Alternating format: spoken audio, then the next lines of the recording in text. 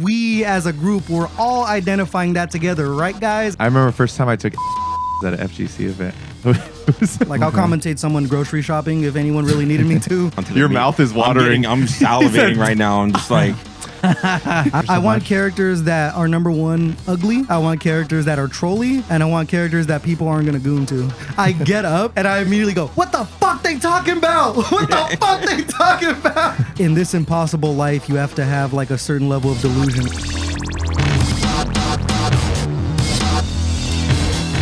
It's up to you guys. You're the host.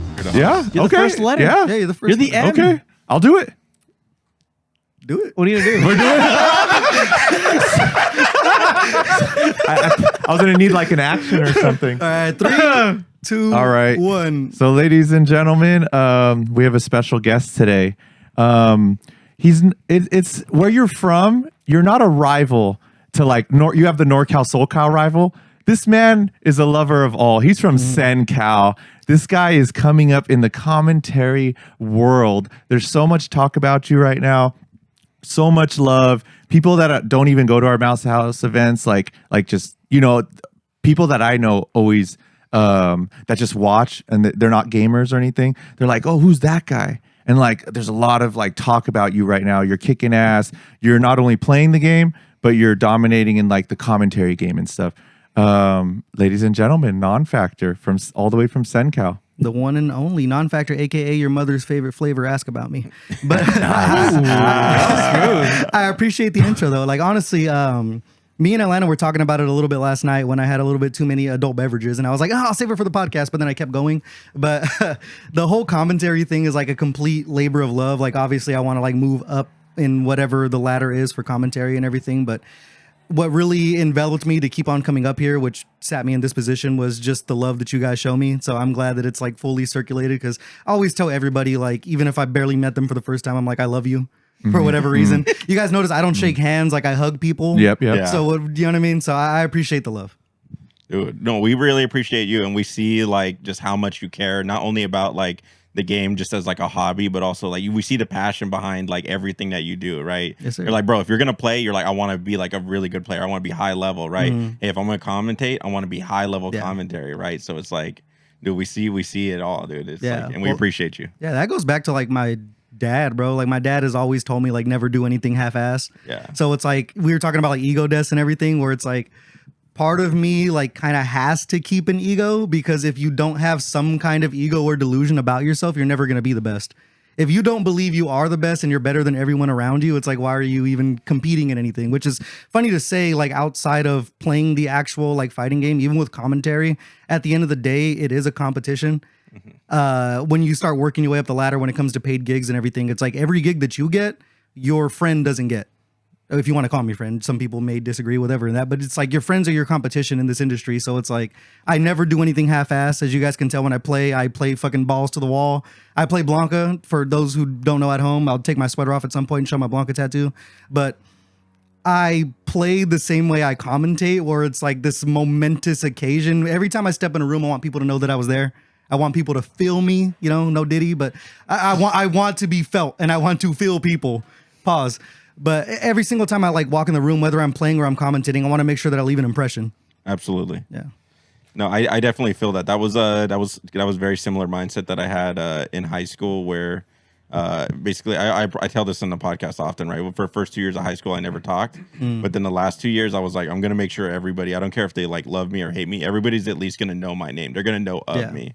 So it's just like, just having that presence and it's a lot, dude. A lot of people can't handle that, right? It's pretty tiring. So it's cool to see like another person who's like, no, I want to own the occasion. I want to own the moment. I wasn't always like that either. I mean, growing up, I've always been a really quiet person. Like, even in my 20s and stuff, I was super, super quiet.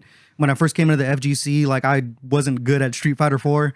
I would go 0-2. I wouldn't talk to anybody, and I'd go home. And it kind of stood that way for a while. But what really changed me was maybe right before the pandemic, I just kind of had this like internal awakening where I was just like, if I want to do anything worthwhile in my life, like, I can't continue to be a wallflower, which kind of sucks, because when the pandemic came, I had no opportunity to not be a wallflower. But funny enough, I don't know where Lexi went, but my girlfriend, when Street Fighter 6 was coming out, I told her, because of this game, I'm going to be somebody. And I know that sounds so cliche and corny and shit, but I originally started TOing online.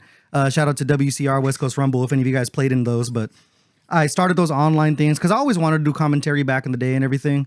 And I was like, no one wants to put me on. Like, there's not really offlines in SenCal, this and that. And I was like, if no one's going to put me on, I'm going to put myself on. So I started hosting my own tournaments, doing my own commentary and everything. And that led me to kind of realizing that if I wanted to succeed in this like sector of things, or at least even bring the community together, I kind of have to be more outgoing, if that makes sense. Yeah. But yeah, it all comes with the territory. Absolutely. Nah, dude, it's funny you bring up West Coast Rumble because it's like, dude, seeing like our first like in like a foray, I guess you would say, our interaction with like SenCal being SenCal standoff, and then meeting the gentleman. It's West Coast Rumble, right? I said it correctly. Yeah. Meeting that guy and just being like, bro, how can we get like more connected with like this community in this region? And then it's just funny how like it's progressed. Like same thing with Reading, same thing with Sacramento. Like what can we do to get like involved with that? Is I also find it funny that you're like the person who is like my go-to. I'm like, hey, we need like a SenCal representative, dude. It's like, and that's what I want to be. Like my goal outside of commentary and everything, like when it's all said and done, because hopefully I can continue to travel and do this until I fucking die and I'm old and gray and shit. But like at the end of the day, no matter how long I'm involved in the FGC, I want to be remembered as the guy that reconnected California after the pandemic. Because the West Coast, like I'm not gonna lie, because online play is so good, the West Coast kind of fell off. We don't really have a lot of tournaments here. I mean, outside of what you guys do monthly, but it's like we don't have regionals anymore. SCR and NCR are gone. They've been gone for a long time. Battle by the Bay is Evo, so that shit's in Vegas. But I want to be remembered as the guy who built that bridge between SenCal and NorCal and SoCal. SoCal I'm still working on, but I mean, seeing you guys pull up to SenCal and everything, and then vice versa when I carpool a bunch of people up here and everything, means the absolute world to me. Like, not only uniting SenCal, but like even the younger crowd of people I want to leave an impression on. Like you guys know Crazy Diamond shows up to King's Cup and everything and does what they do. They're fucking sick ass player and stuff. They're super quiet, but they're a good ass player. But when he has kids, I want him to be like, yeah, dude, back in the day, I used to go to these Street Fighter tournaments and win them. And there was this guy named NonFactor, this crazy motherfucker. Something was wrong with him, but he would pick us all up in his car and take us all the way to San Francisco. Like, even though we live in the middle of fucking nowhere, like I want to leave that impression to where it's like, you're never going to get rich in the FGC, but if I can be like this like legendary figure, how people look at like the Cannon brothers, or they look at like Tong now is doing his thing with TNS and everything, I want people to be like, damn, dude, that dude fucking NonFactor really put on for his region. Yeah, I think we actually have a surprise guest appearance by the one and only Sly Coco. Can you go ahead and pass it over? Oh yeah. This right here, a surprise selfie from Crazy Diamond. So Coco was telling me he does this thing to whenever someone asks, or he asked them to like take a picture of a group when we're like eating together, he's like, yo, take a picture of yourself first.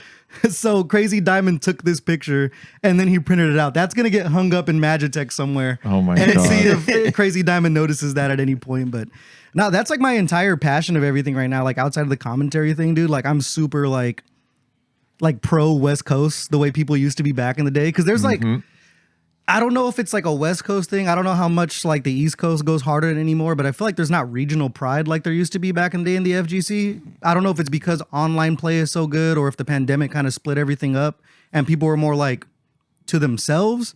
But dude, I want to go to Evo and have everyone being like, dude, fuck the East Coast, bro. Like West Coast got the better players, like old school Marvel days and shit. Like I want to see that again. So. That was like the whole premise when even when we were trying to pick a name for like MADHouse, right? We were sitting there and like, hey, what do we want to be? And we were coming up with names like the Dojo and like the generic stuff. Yeah. I said I was like, I want to be the Crucible, and then I was like, I can't spell Crucible, so it's not gonna happen. Yeah.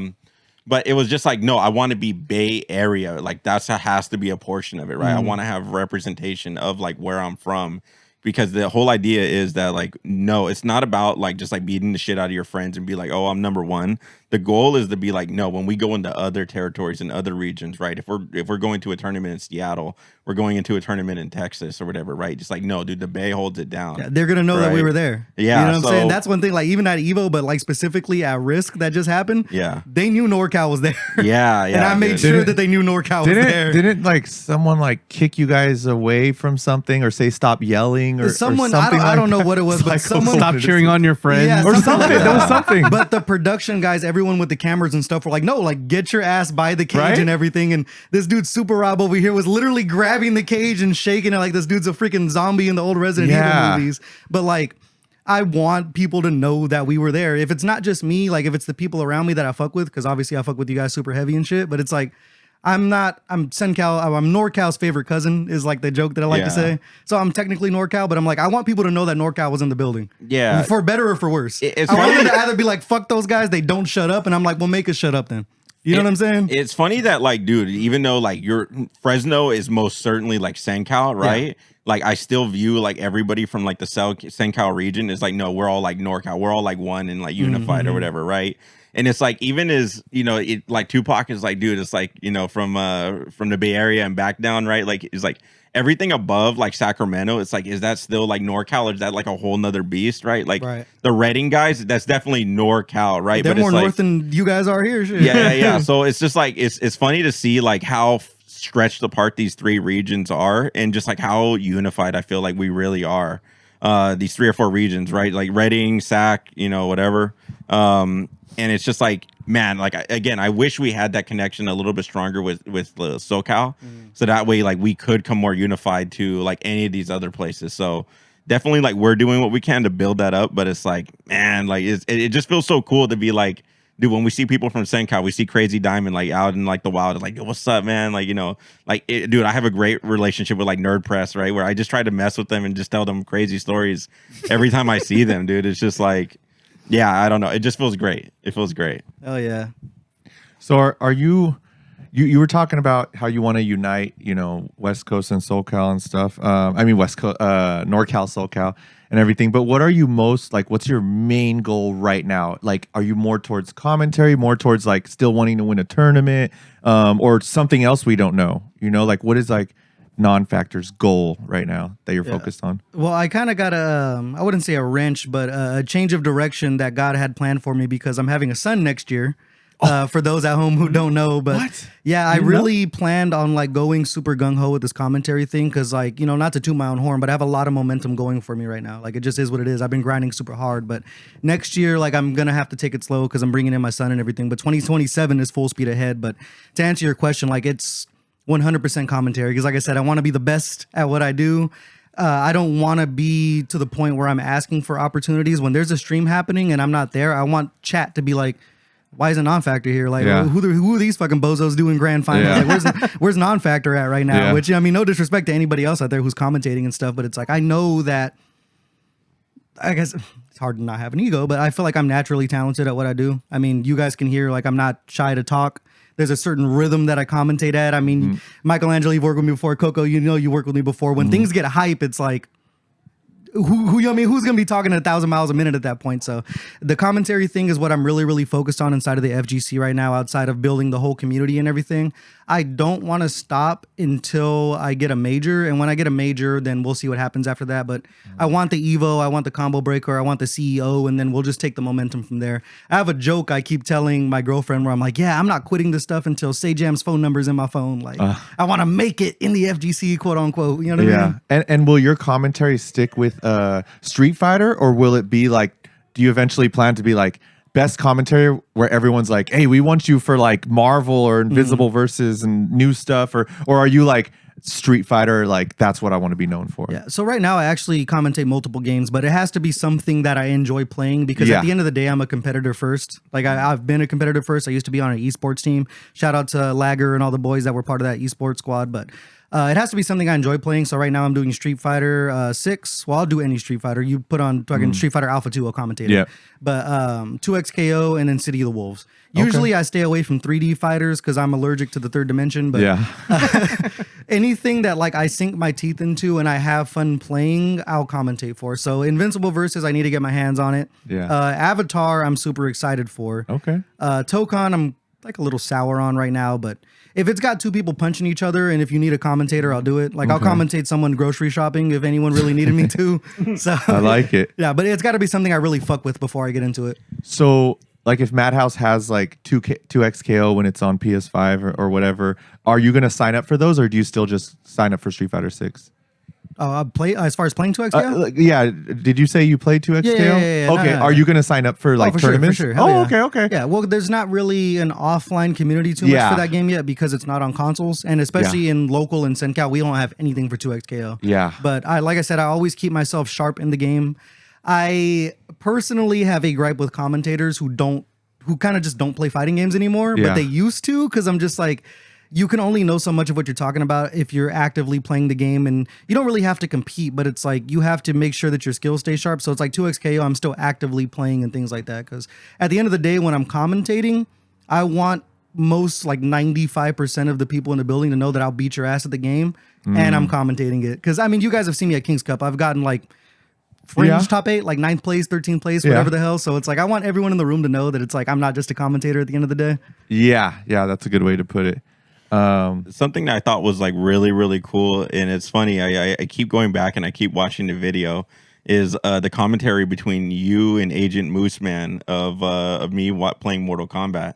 That was like the highlight of that King's Cup right there. Not because I was like winning and stuff and playing MK, but it was just like hearing your guys' back and forth and just being like, wow, like even though you guys don't know what you're like necessarily talking about in terms of frame data and stuff like that, like it's still extremely entertaining. And it's like, dude, that right there was like solidified where I was like, dude, you're like top 2 and like not number 2 of like commentaries in the area, dude. It was sick. One of my gifts is I'm very good at bullshitting until I figure things out. So even if I don't know what's going on, it's like I've played enough fighting games in my life that I can like at least craft a narrative about what's going on. It's like I know the basics of Mortal Kombat. I know 1, 2, 3, 4. You know what I mean, as far as the buttons and shit. So when I see you do Johnny Cage juggles, I'm like, oh, he's doing 1, 2, 1, 2 juggles in the nut punch reset. Like I can identify that. I'll store it and then I'll just say that phrase. And most people at home who are watching are like, damn, this guy knows what he's talking about. Yeah, that's what I'm saying, right? That was the part that blew me away. Just like your ability to like you said right out the gate, as soon as you picked it, you're like, I have no clue what's going on. And then like your ability to adapt and then kind of pick it up. I was like, this is fucking awesome. Do you know what's funny? I used to be it's funny, I heard Ninja Blaze's podcast and he talked about his whole martial art background. I come from the same cloth. I know now I'm a little chubby and shit, but when I was a teenager, I was really into martial arts. I did Brazilian Jiu-Jitsu, Muay Thai, boxing, this, that, and the other thing. And then when I got into 20s, or at least my late teens, early 20s, I was actually in actual fights and things like that. So I carried part of that. And I've always wanted to commentate MMA fights because there would be times where I would watch UFC when I was younger with my friends, because we used to buy every single pay-per-view and watch that shit. And like I'm pointing things out, and then 3 seconds later, I'll hear Joe Rogan or Mike Goldberg say it, and I'm like, dude, I could fucking do this, dude. Like, I could easily commentate one of these matches. Absolutely. Dude. So that's something I would love to do, but it's like I said, I'll fucking commentate anything, dude. We might need you in the future, dude. If we actually have like a MADHouse like charity boxing event where we do like Honda 1 versus Atlanta. Oh no! Put me in that shit. We're gonna need somebody. Crazy to think about. Oh no! Hey, out of curiosity, everybody in this room, like, would I win that fight though? Like, real talk, like, out of you and who? Con me and Con. We can say it right now. It's just a boxing match, right? You know, actually, I don't know. What would like, we actually? What, you want to do MMA with him? You want to roll around with him? You think I would win? It will like just okay. It's just like purely rolling or striking or like what do we like? Everything really. Just full. Just like I'll grapple him. Oil wrestling. Yeah. Shoot. Oil wrestling. I was actually a Hakan main back and forth. Oh, okay. Yeah. So I think if you could take him to the ground, you'd have an advantage. All right, you got a good frame. I feel like you could hold somebody down. All right, fair enough. But if it's just boxing, I don't know. I don't know. I think Atlanta has a much stronger chin, and I think he has a much stronger hook. So my money's on Atlanta. I feel like I can look at certain people and see that they have like a second gear in their head that like if they get hit, they turn into somebody else. And I look at Atlanta and I feel like if someone hit him hard enough, this dude would like flip a switch and fucking bite someone's like kneecap. If Con, that's crazy. We If got Con, the Dan Campbell, dude. Holy shit. You know what I'm saying? I feel know like Atlanta exactly. has that gear in his head. Yeah. Certain people you can look at and they're like, yeah, that guy, if you push him hard enough, like he'll fuck somebody up and not think twice about it. dude, if Con watches this, he's gonna hear just everyone going against him. Next MADHouse, he's gonna come all riffed and just like fucking ready. This guy, He's I prepared myself. F this. I'm not gonna lie though, the Foundry would be a sick ass venue to actually host like a boxing match. Would be sick as fuck. It has room for a ring. Manny already does wrestling matches there. Like yeah. He WWE participates, yeah. Pro wrestling. Yeah. Oh dude. shit. He participates. Yeah, he participates. Oh shit. Dude, he's super athletic, dude. You have no idea. Really? You see that little stage on the top right there where he controls the lighting? He's diving off of that. Oh shit! Yeah, dude, he's fucking. He's the real I deal. didn't know that. No, diving off of. Nah, probably not. Oh, I was like, Oh shit! But I love just like building it up, and then we have like a MADHouse wrestling event. And you're like, well, I said it on the podcast. Now you got to do and it. he's just there like He just misses. I will never underestimate anybody. So if you told me, I'm just like, damn, he's fucking built different. Like, Yeah. oh shit. He does participate in the wrestling, but I don't think he's diving off the second floor or anything like that. Oh You know my that God. venue is like, it's such.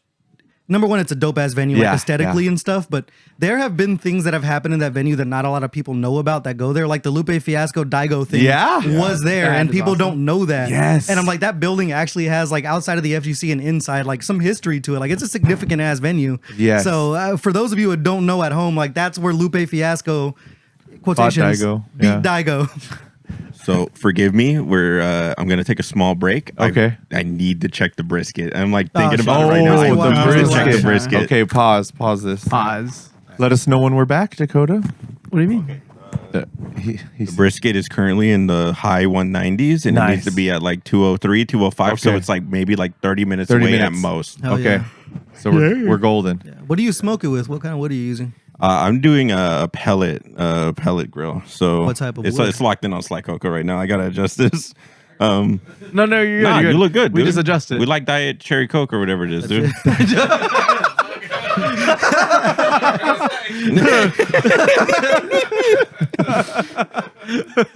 Oh damn. All right, let's see. Let's readjust it. Okay, boom, boom, boom. Working it. Okay, then it's back, Jerking. and it's back on you. All right, cool. All right. I can't hear myself or anybody, but Why F not? it. Ready? yeah. So to answer your question, we are smoking a prime brisket. It was 17 pounds before trimming. Hell yeah. It's about 15 pounds right now. Damn, trim 2 pounds off? Yeah, and the trimmings are in the inside the thing with it, right? So it's all fat. So basically, we're gonna take that fat and we're gonna try to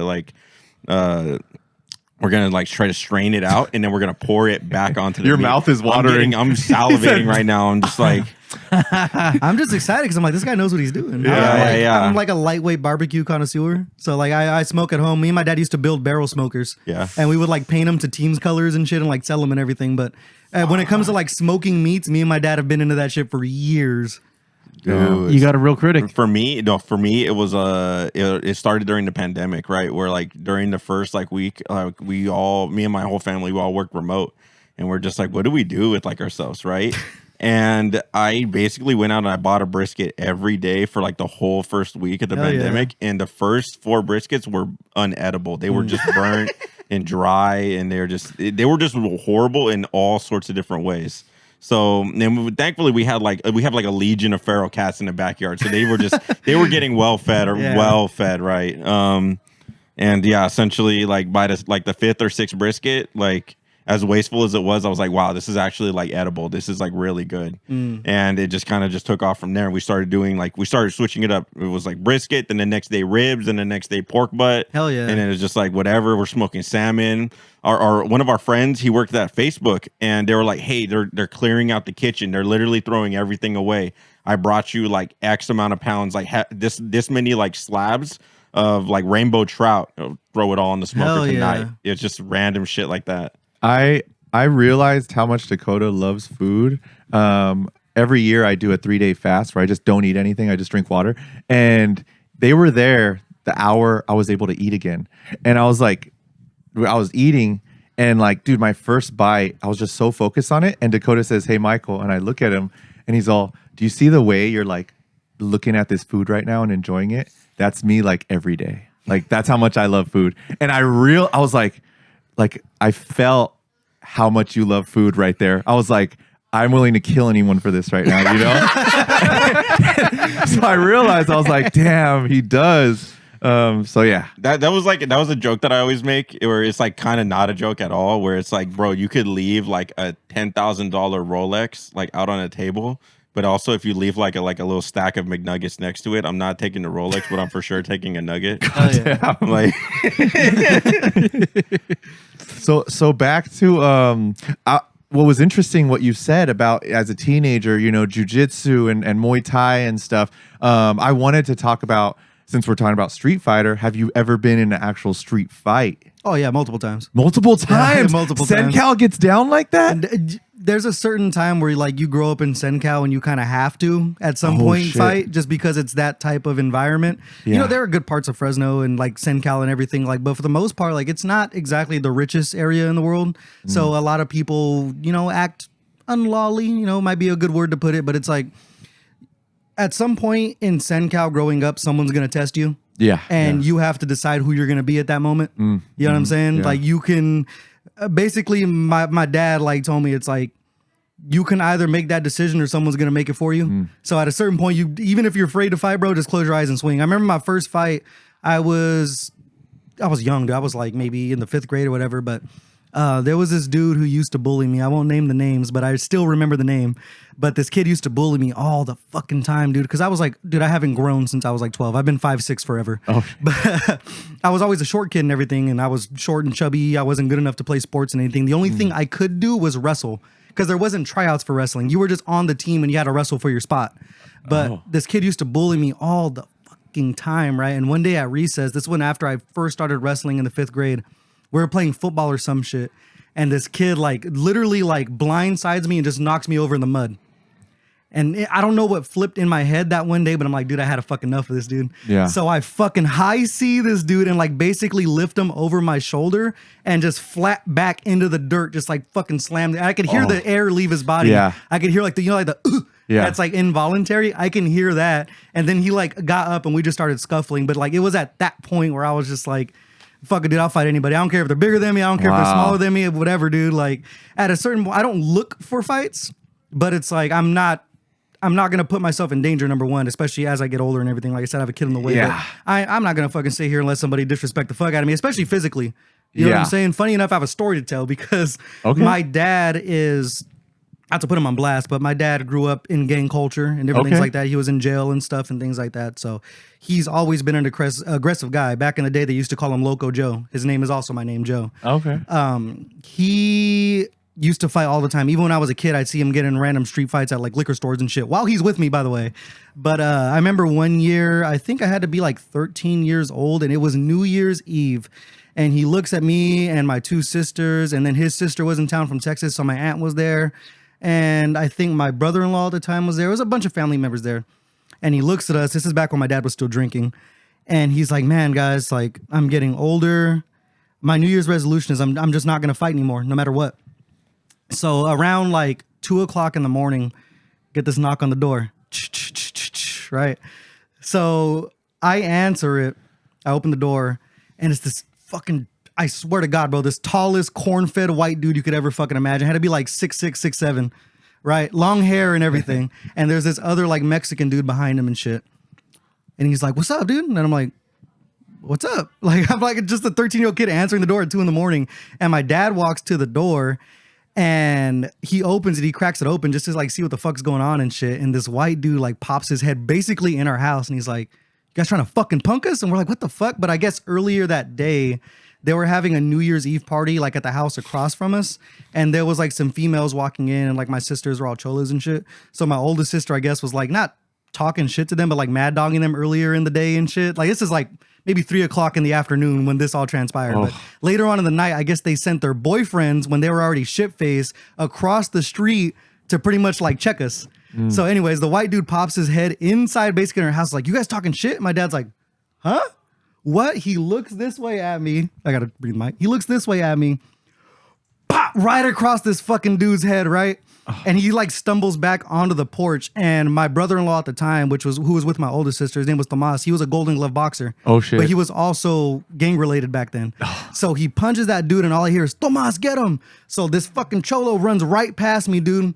And this little fucking Mexican guy, he had to be shorter than me, dude, just getting pieced the fuck up by my brother-in-law. And he's like, dude, it's like a movie. Like things are just happening randomly. Yep. And as that big ass dude stumbles, he falls like onto our pavement where like the walkway is to get to our front door. And he had long hair. So my dad literally like gets on top of this dude, grabs him by his long ass hair and rattles his head in between the concrete and his fists for like 2 minutes straight. And when that happened, everyone from, because my family, like I said, we're all fucking cholos and cholas and shit. everyone from inside of my house, my whole family, runs out the front of the house and just starts fucking stomping on people dude, as a family unit.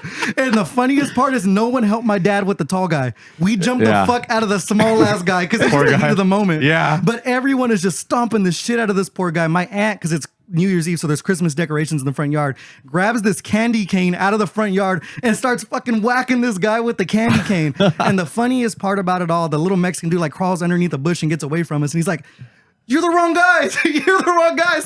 Stop." And then in the middle of it, because it's foggy, it's New Year's Eve, we see all these figures come across the street, and we're like, oh fuck. Like all of us as a family, like kind of like back into like a circle. We're like, what the fuck?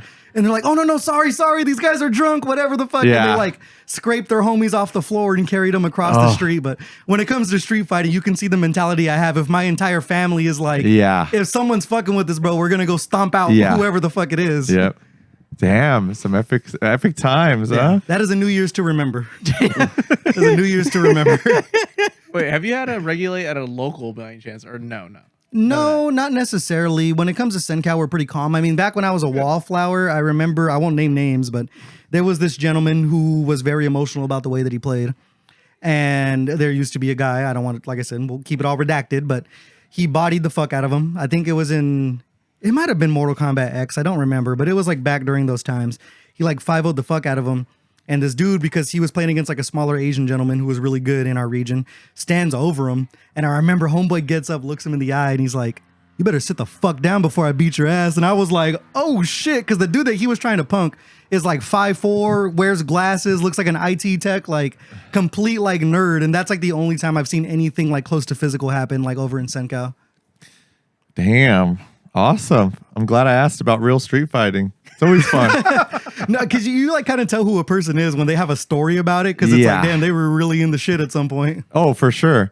Well, since something just happened recently, I know it hurt Dakota and I's feelings, but the Street Fighter movie was announced. That didn't hurt our feelings, but Andrew Schultz kind of like put Mortal Kombat on blast afterwards. But what do you guys think of like, Street Fighter the movie being announced at the Game Awards? I just hope that it's so bad that it's good. Like it looks like it's not taking itself serious. We were talking a little bit before the podcast, but like it looks like they're embracing the goofiness of it all, which I mean, at the end of the day, you have like karate guys throwing fireballs at a fucking army man with a flat top. You know what I mean? Yeah. So just like, as long as you play into how stupid it is, I mean, you can look at the cast, like fucking 50 Cent's Balrog. Yeah. You know what I mean? So as long as they're having fun with it and realize how silly fighting games are, I think it's going to be a good time. Plus I saw Blanca like in a live action format, quote unquote. And you know me, like I'd see fucking Blanca, I'm losing my mind. Yeah. I'm easy to please.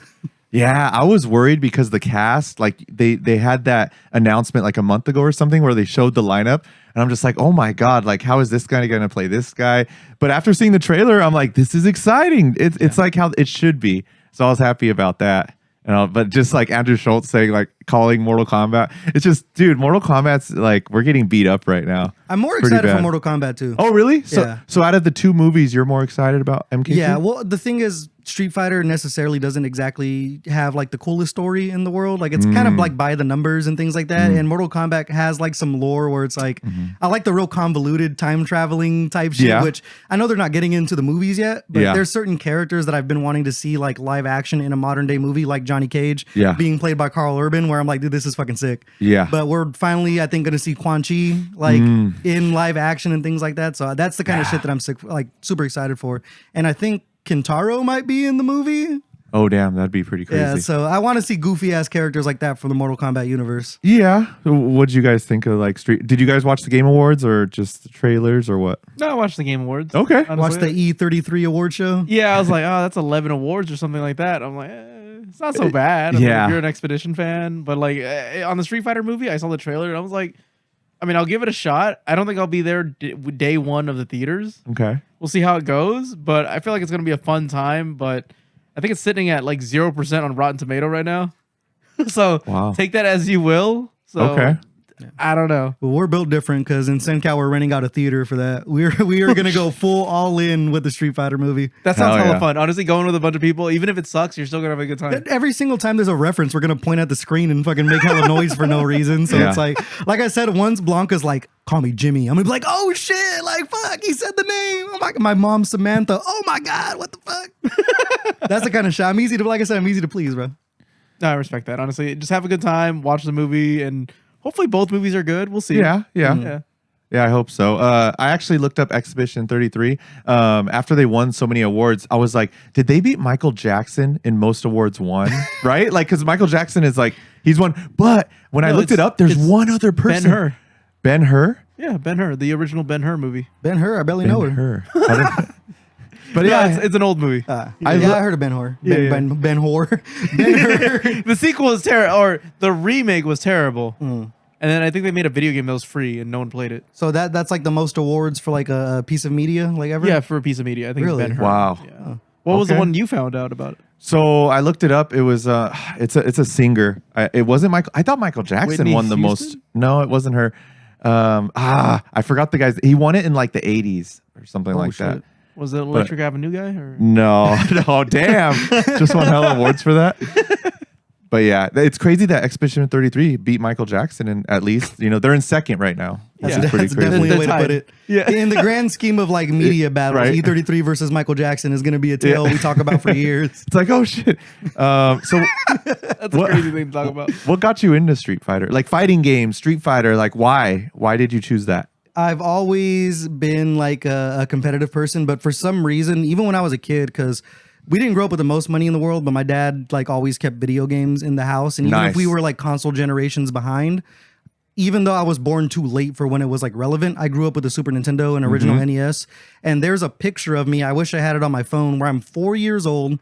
My mom has a Kodak. Well, I assume that's what she took it with, but she's like trying to get my attention. You can see me hold the controller and I'm looking off to the right because I'm trying to focus on playing Street Fighter 2 for the Super Nintendo. Oh. It's one of my first memories I have of my entire life is playing Street Fighter 2. So something in my brain is just always loved fighting games, period, no matter what. Yeah. There was a moment where I was playing Smash for a bit, but it's always been like Street Fighter's just been like the coolest thing in the world to me. And when did you hear about like the FGC and like there's actually tournaments for Street Fighter? So funny enough, that goes back to my Brazilian Jiu-Jitsu days. I don't know how much you guys were involved with Sencal back in the day, but if you remember a player named El Rado, his name was Mikey, short little guy with glasses and things like that. But we used to go to the same Jiu-Jitsu gym when I was like 12 or so. He was technically like one of my teachers for like the kids program at the time. Okay. And I always liked fighting games. And I remember hearing him like talk about Street Fighter or something one time. And he brought up Evo, and I'm like, what the fuck is an Evo? Like, what the fuck? So you look up Evo, and the first thing you see is the Daigo parry. Yeah. And I'm like, oh, this is the coolest thing I've ever fucking seen in my life. So thanks to El Rado, Mikey, if you happen to see this whenever, like, he's basically the reason why I even know what all of this is. And the main reason why I started going to tournaments as soon as I was able to, like, leave the house with my parents bitching at me.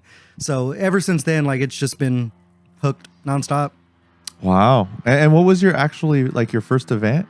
My first event Where you're out just like, here, I'm or gonna just do that I it. just showed up to. Kind of, you just showed up and knew you were gonna play. Just a random local. We have these local chain of like basically like mom and pop Game Stops. They're called Blue Shell Gaming. I'm sure you guys have heard of Blue Shell back in the day. But we had a Blue Shell and we used to host tournaments in there. Shout out Jard, if you see this too. Jard used to be like the main TO back in the day. And he would just host stuff. And I mean, it used to be popping back in the day in Senka, man. It was a tiny ass game store. I mean, no bigger than two of these rooms put together. And we would pack like 45 people in that bitch. Damn. So I would show up to those. Like I said, I would go 0-2 and disappear. And that was basically it. But I had a good time. That was the best part. Is no matter what, even if you love fighting games, even when you lose, you're still having a good time. Oh yeah, for sure, for sure. And what was your first commentary gig?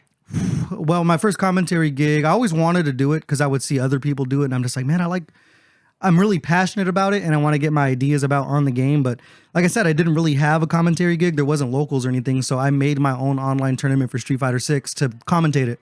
Because like I said, if no one was going to put me on, I was going to put myself on and get those skills and then eventually network outwards from there. Okay, damn. So, yeah, that's passionate when like, if you're not like, if someone's not approaching you to, or you can't find somewhere, you like build it yourself kind of like you were like, it's funny because usually people will make a tournament because they're good at the game. So they want to play in the tournament, but you made a tournament to commentate the tournament.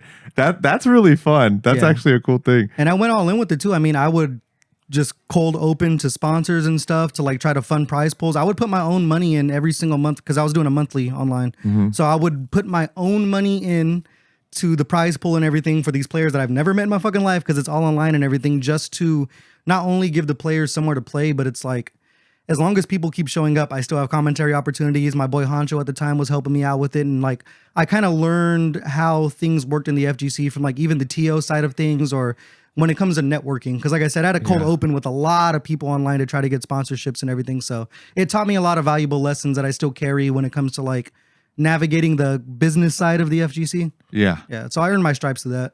Nice. So now, how do you like? You keep saying how you have like a natural talent for commentary and stuff, but you must like, besides going to like King's Cup and whatever, how do you go about getting good at commentary? Like besides the, natural talent and stuff, do you have like do you lab commentary? Do you ever like practice at home? Like what do you do to like get better at it? So first I watch a lot of every game that I commentate. I watch an ungodly amount of footage of whether it be TNSs or Motivation Academies for Street Fighter or Just Frame tournaments for City of the Wolves or what have you. But I watch a lot of gameplay and I listen to a lot of commentary, and I can kind of tell what works and what doesn't. But one thing I always love to do is not only, like I said, rely on my natural talents, but I like to really diversify like the vernacular that I use.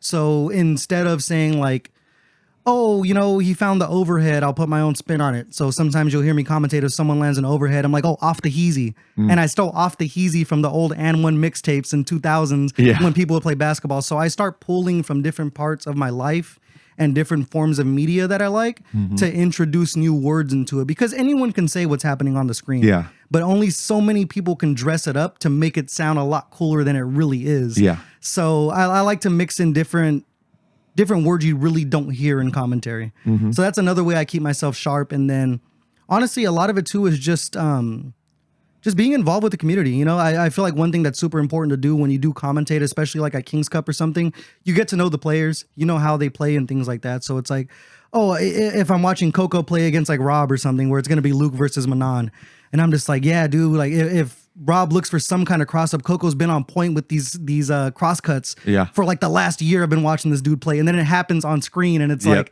you build the narrative before it happens, and those kind of things I do. And then also one thing I do as well when I'm working with somebody, I think it's always important to, when you make a point and that point happens on screen, never go just like I said, because then it's like, but no one, who the fuck are you? It's always like we were talking about, like we just said right now, because not only does it bring in your co-commentator, but it's for the audience too. We as a group, we're all identifying that together, right, guys? And then you go forward with that. So there's different choices you make that I kind of do second nature now when it comes to commentary, but it's something that's always evolving with the way that I choose to use my words in certain situations. And then a lot of it comes down to just making sure that I can get words out cleanly. So that just comes with reps as well, because the last thing you want to do is like when a hype moment happens, or if you're doing top 8 and it's grand finals and someone wins the tournament, and instead of being like, and Joe Schmo is your whatever cup champion, like you don't want to be like, and you don't want to be that guy. So just getting reps gets you used to talking at a certain pace. Instead of stumbling on your words and stuff, because those moments are important. I mean, for not only TOs but for the players, it's like you want to make things sound as intriguing as possible and as hype as possible. So if MADHouse does like a hype cut for King's Cup, it's like you want a hype call for grand finals that you can put in the trailer and make it sound sick. Or like if a player watches it back, the last thing you want as a player when it's like a match that means something to you, like say it's your first time qualifying for top 8, you want that moment to feel as hype as you remember it. So if someone's like commentating your match and it's your top 8 qualifier for the first time and they're like, yeah, so I went to McDonald's the other day, like as this guy winning, it's just like, you ruin the memory for that person, So it's important to hype up not only the community, but the TOs that are putting it on as well. So it all comes full circle. And plus it makes you look good too, because you put on your commentary reel. Yeah. And especially the people that win their matches and it's on stream, they're always going to look back at it, because so many people, I'm assuming you've had this where like they'll come up to you and either be like, oh, like I liked how you commentated my match, it made me look better and stuff. So you don't want them coming with a shotgun to a tournament and being like, dude, you talked about McDonald's and fucking this and that. Fuck you. After an event that we just did, I won't name what it is, but you guys were all there, but I was commentating a match during the beginning of polls with somebody, and I got a DM after I left the venue on the second day. I won't say who it was, but they're like, hey man, like the guy that you were commentating with was kind of like shit talking me the entire time, saying that I was making wrong decision. He's like, I appreciate you like giving pushback and giving me the benefit of the doubt. Because Yeah. like after I got done with my match, my friends were texting me saying that one of the commentators was flaming me. Yeah. And he's like, after I watched the match back, like it really meant a lot that you like tried to hype me up, even though if the decision I made wasn't the best in the world. And like seeing that kind of thing, like you said, for someone to come up afterwards and saying they appreciate how I hyped up their gameplay or something, it means the fucking world to me. Yeah, it's really awesome and stuff. So the future, like what would you like to see it like a Street Fighter character and games coming out? Let's touch on those things. So like a Street Fighter character, what DLC do you want to be in the game coming up? No matter what fighting game it is, I'm always a fan of weirdos. As you can tell, I'm a massive Blanca fan. Yeah. So if Necro finds their way into Street Fighter 6, like I'm all in on the weirdos. Okay. I want Hakan back just because Hakan is like weird as hell. Who else is weird in the Street Fighter universe? Oro? You want Sodom in there? Or? Sodom would be sick because we Yeah, haven't seen him in a while. But like even trolley characters, like if El Fuerte came back, like I'm all in. Ooh. And I know people hate playing against El Fuerte. Yeah. I love that character so I want much. characters that are number one ugly. I want characters that are trolly. Okay. And I want characters that people aren't gonna goon to. Yeah. Because I hate when I see a Yeah, fighting that's game, fair. bro, and it's just like chuds and like fucking big booty bitches. Yeah, Like, there's yeah. gotta be something for the weird individuals. You know what I'm saying? Yeah, I get you. But as far as games though, like Yeah. I would like to see CVS 3 just because CVS 2 is like my favorite fighting game of all time. So if at a certain point we get CVS 3, because you guys know I'm like the biggest show for City of the Wolves that anyone knows. So if SNK and Capcom can collab in that way again, like I'm all for it. I know the Invincible Fighter's coming out. That's something I'm going to mess with just because the KI devs are involved in it.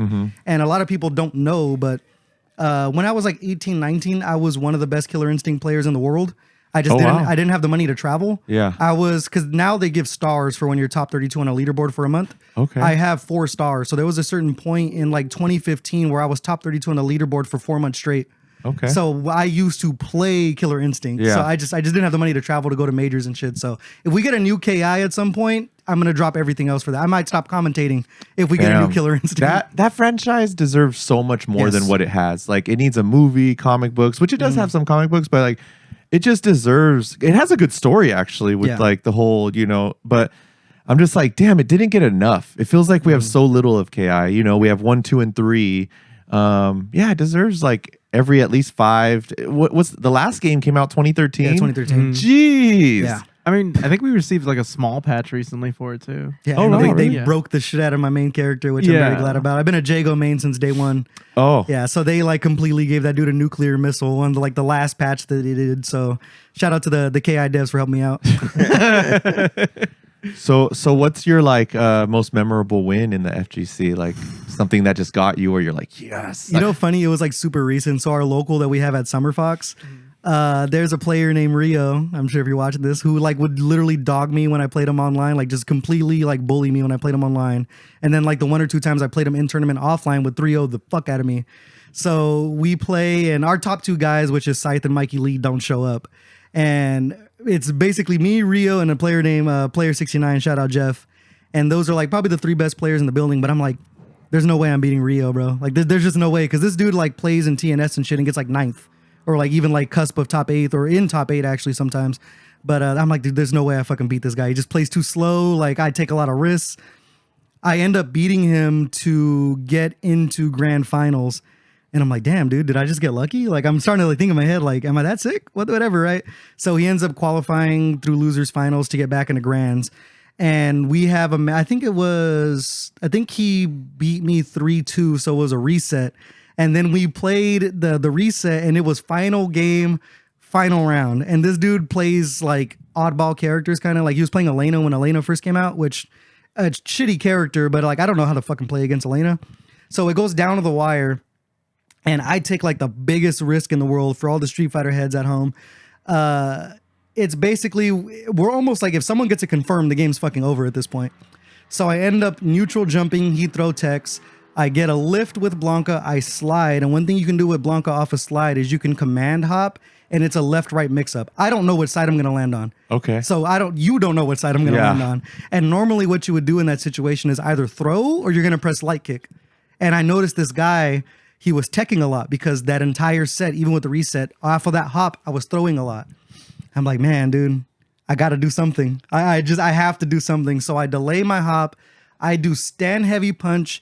and I buffer it into level 1 for the kill. You're not if I buffer this shit and it didn't hit, I'm fucking dead. Yeah. So I literally laid my penis out on the table and I was like, fuck it, bro. Here we go. Heavy punch into level 1. It hit. I usually don't pop off in matches because I haven't been a hardcore competitor in forever. Yeah. But just knowing that I finally beat this dude and it was to win my first local, like basically ever in Fresno. Yeah. And I did it by taking the risk of all risks. I put my controller up. This dude's commentating with Gojira. Shout out Gojira. I get up and I immediately go, what the fuck they talking about? What the fuck they talking about? But that one right there like meant a lot to me because it's like I finally beat somebody who I felt was untouchable, at least from my skill level. And then it also involved winning that local, which I mean, winning the local, that's one thing, but it's the competitive nature in me. If someone beats me, I want to make sure you never beat me again. Yeah. So once I got that over him, I was like, dude, fuck yeah. This is like the dopest thing ever. Damn. Was that your first win ever? Like, I won a smaller tournament that was in Hanford, which is a small valley town outside of Fresno, but it was like 6 people, whatever. But that was like the first time I won something where it was like 20 people there. yeah. So yeah. But it must have felt, because I remember my first win and it wasn't even in fighting games. But like, what was that first one where you were just like, you walked away like, did I just do that? Like, holy crap. Like, was it that small one? As far as fighting games go? Or just any competitive thing that was a tournament. It could be in someone's garage. But if you didn't even know, like, it can't be just with friends. Like, more like you didn't know the people. You went there. You're damn. Like, what was your first time? Outside of fighting games, funny enough, it wasn't even a win, but it was something where like I proved to myself, like, if I turn off that like fear gland in my brain, I can like accomplish certain shit. But back when I was like 13 years old, no, I was 16. It was later on because I already got my blue belt in jiu-jitsu. But I was like 121 pounds. I was super skinny. I'm 5'6", and I'm 16 years old. And normally 16-year-olds don't get blue belts, which is like an adult belt when you like rank up in jiu-jitsu and shit.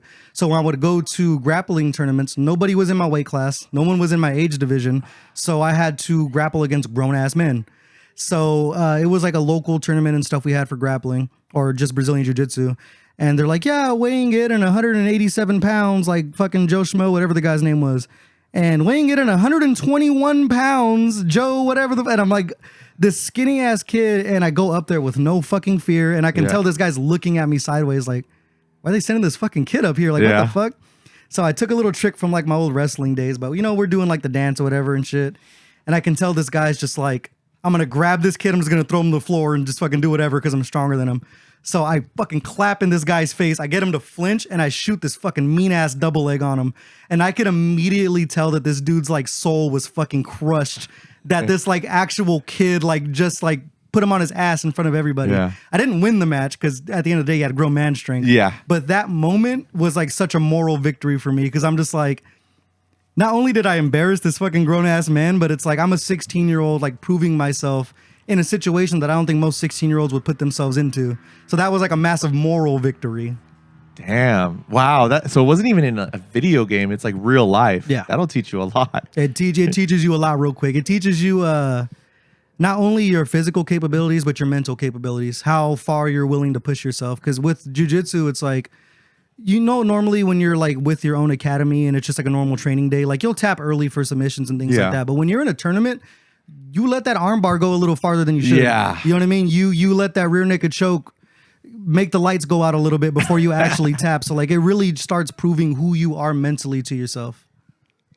Hold on. Something's been up with your camera for a while. My camera? No, yours has been great the entire time. time. You also want to check on the brisket too, right? Is it my aura? I was going to do both of those at the same time. Right. Okay.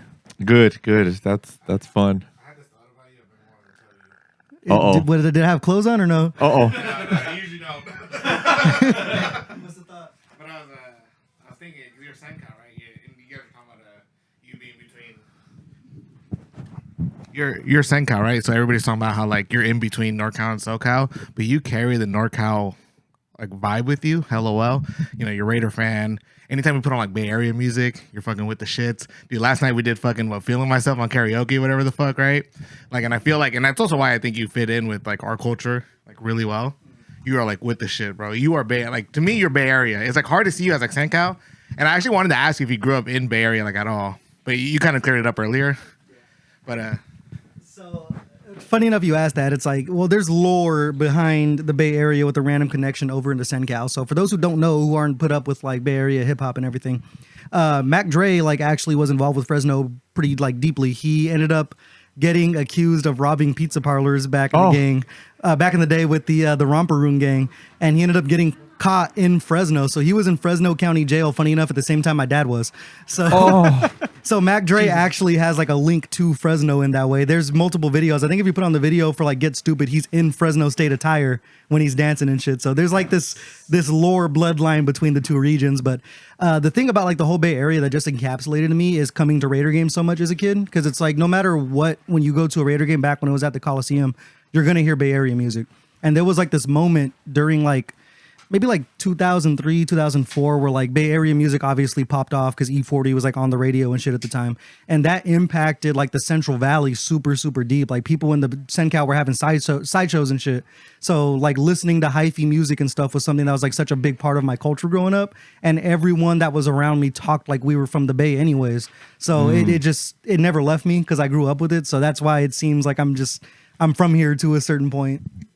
Wow, yeah, because so SenCal people, how are like, because you know a lot of Bay Area, is there a big difference with SenCal people and Bay Area people? Or is it kind of like, oh, we're almost the same? As far as the FGC goes, or just like in general? In general. So I have this like gripe with Fresno in particular, but Fresno, like you can tell that there is like a massive part of Fresno that wants to be LA so fucking bad.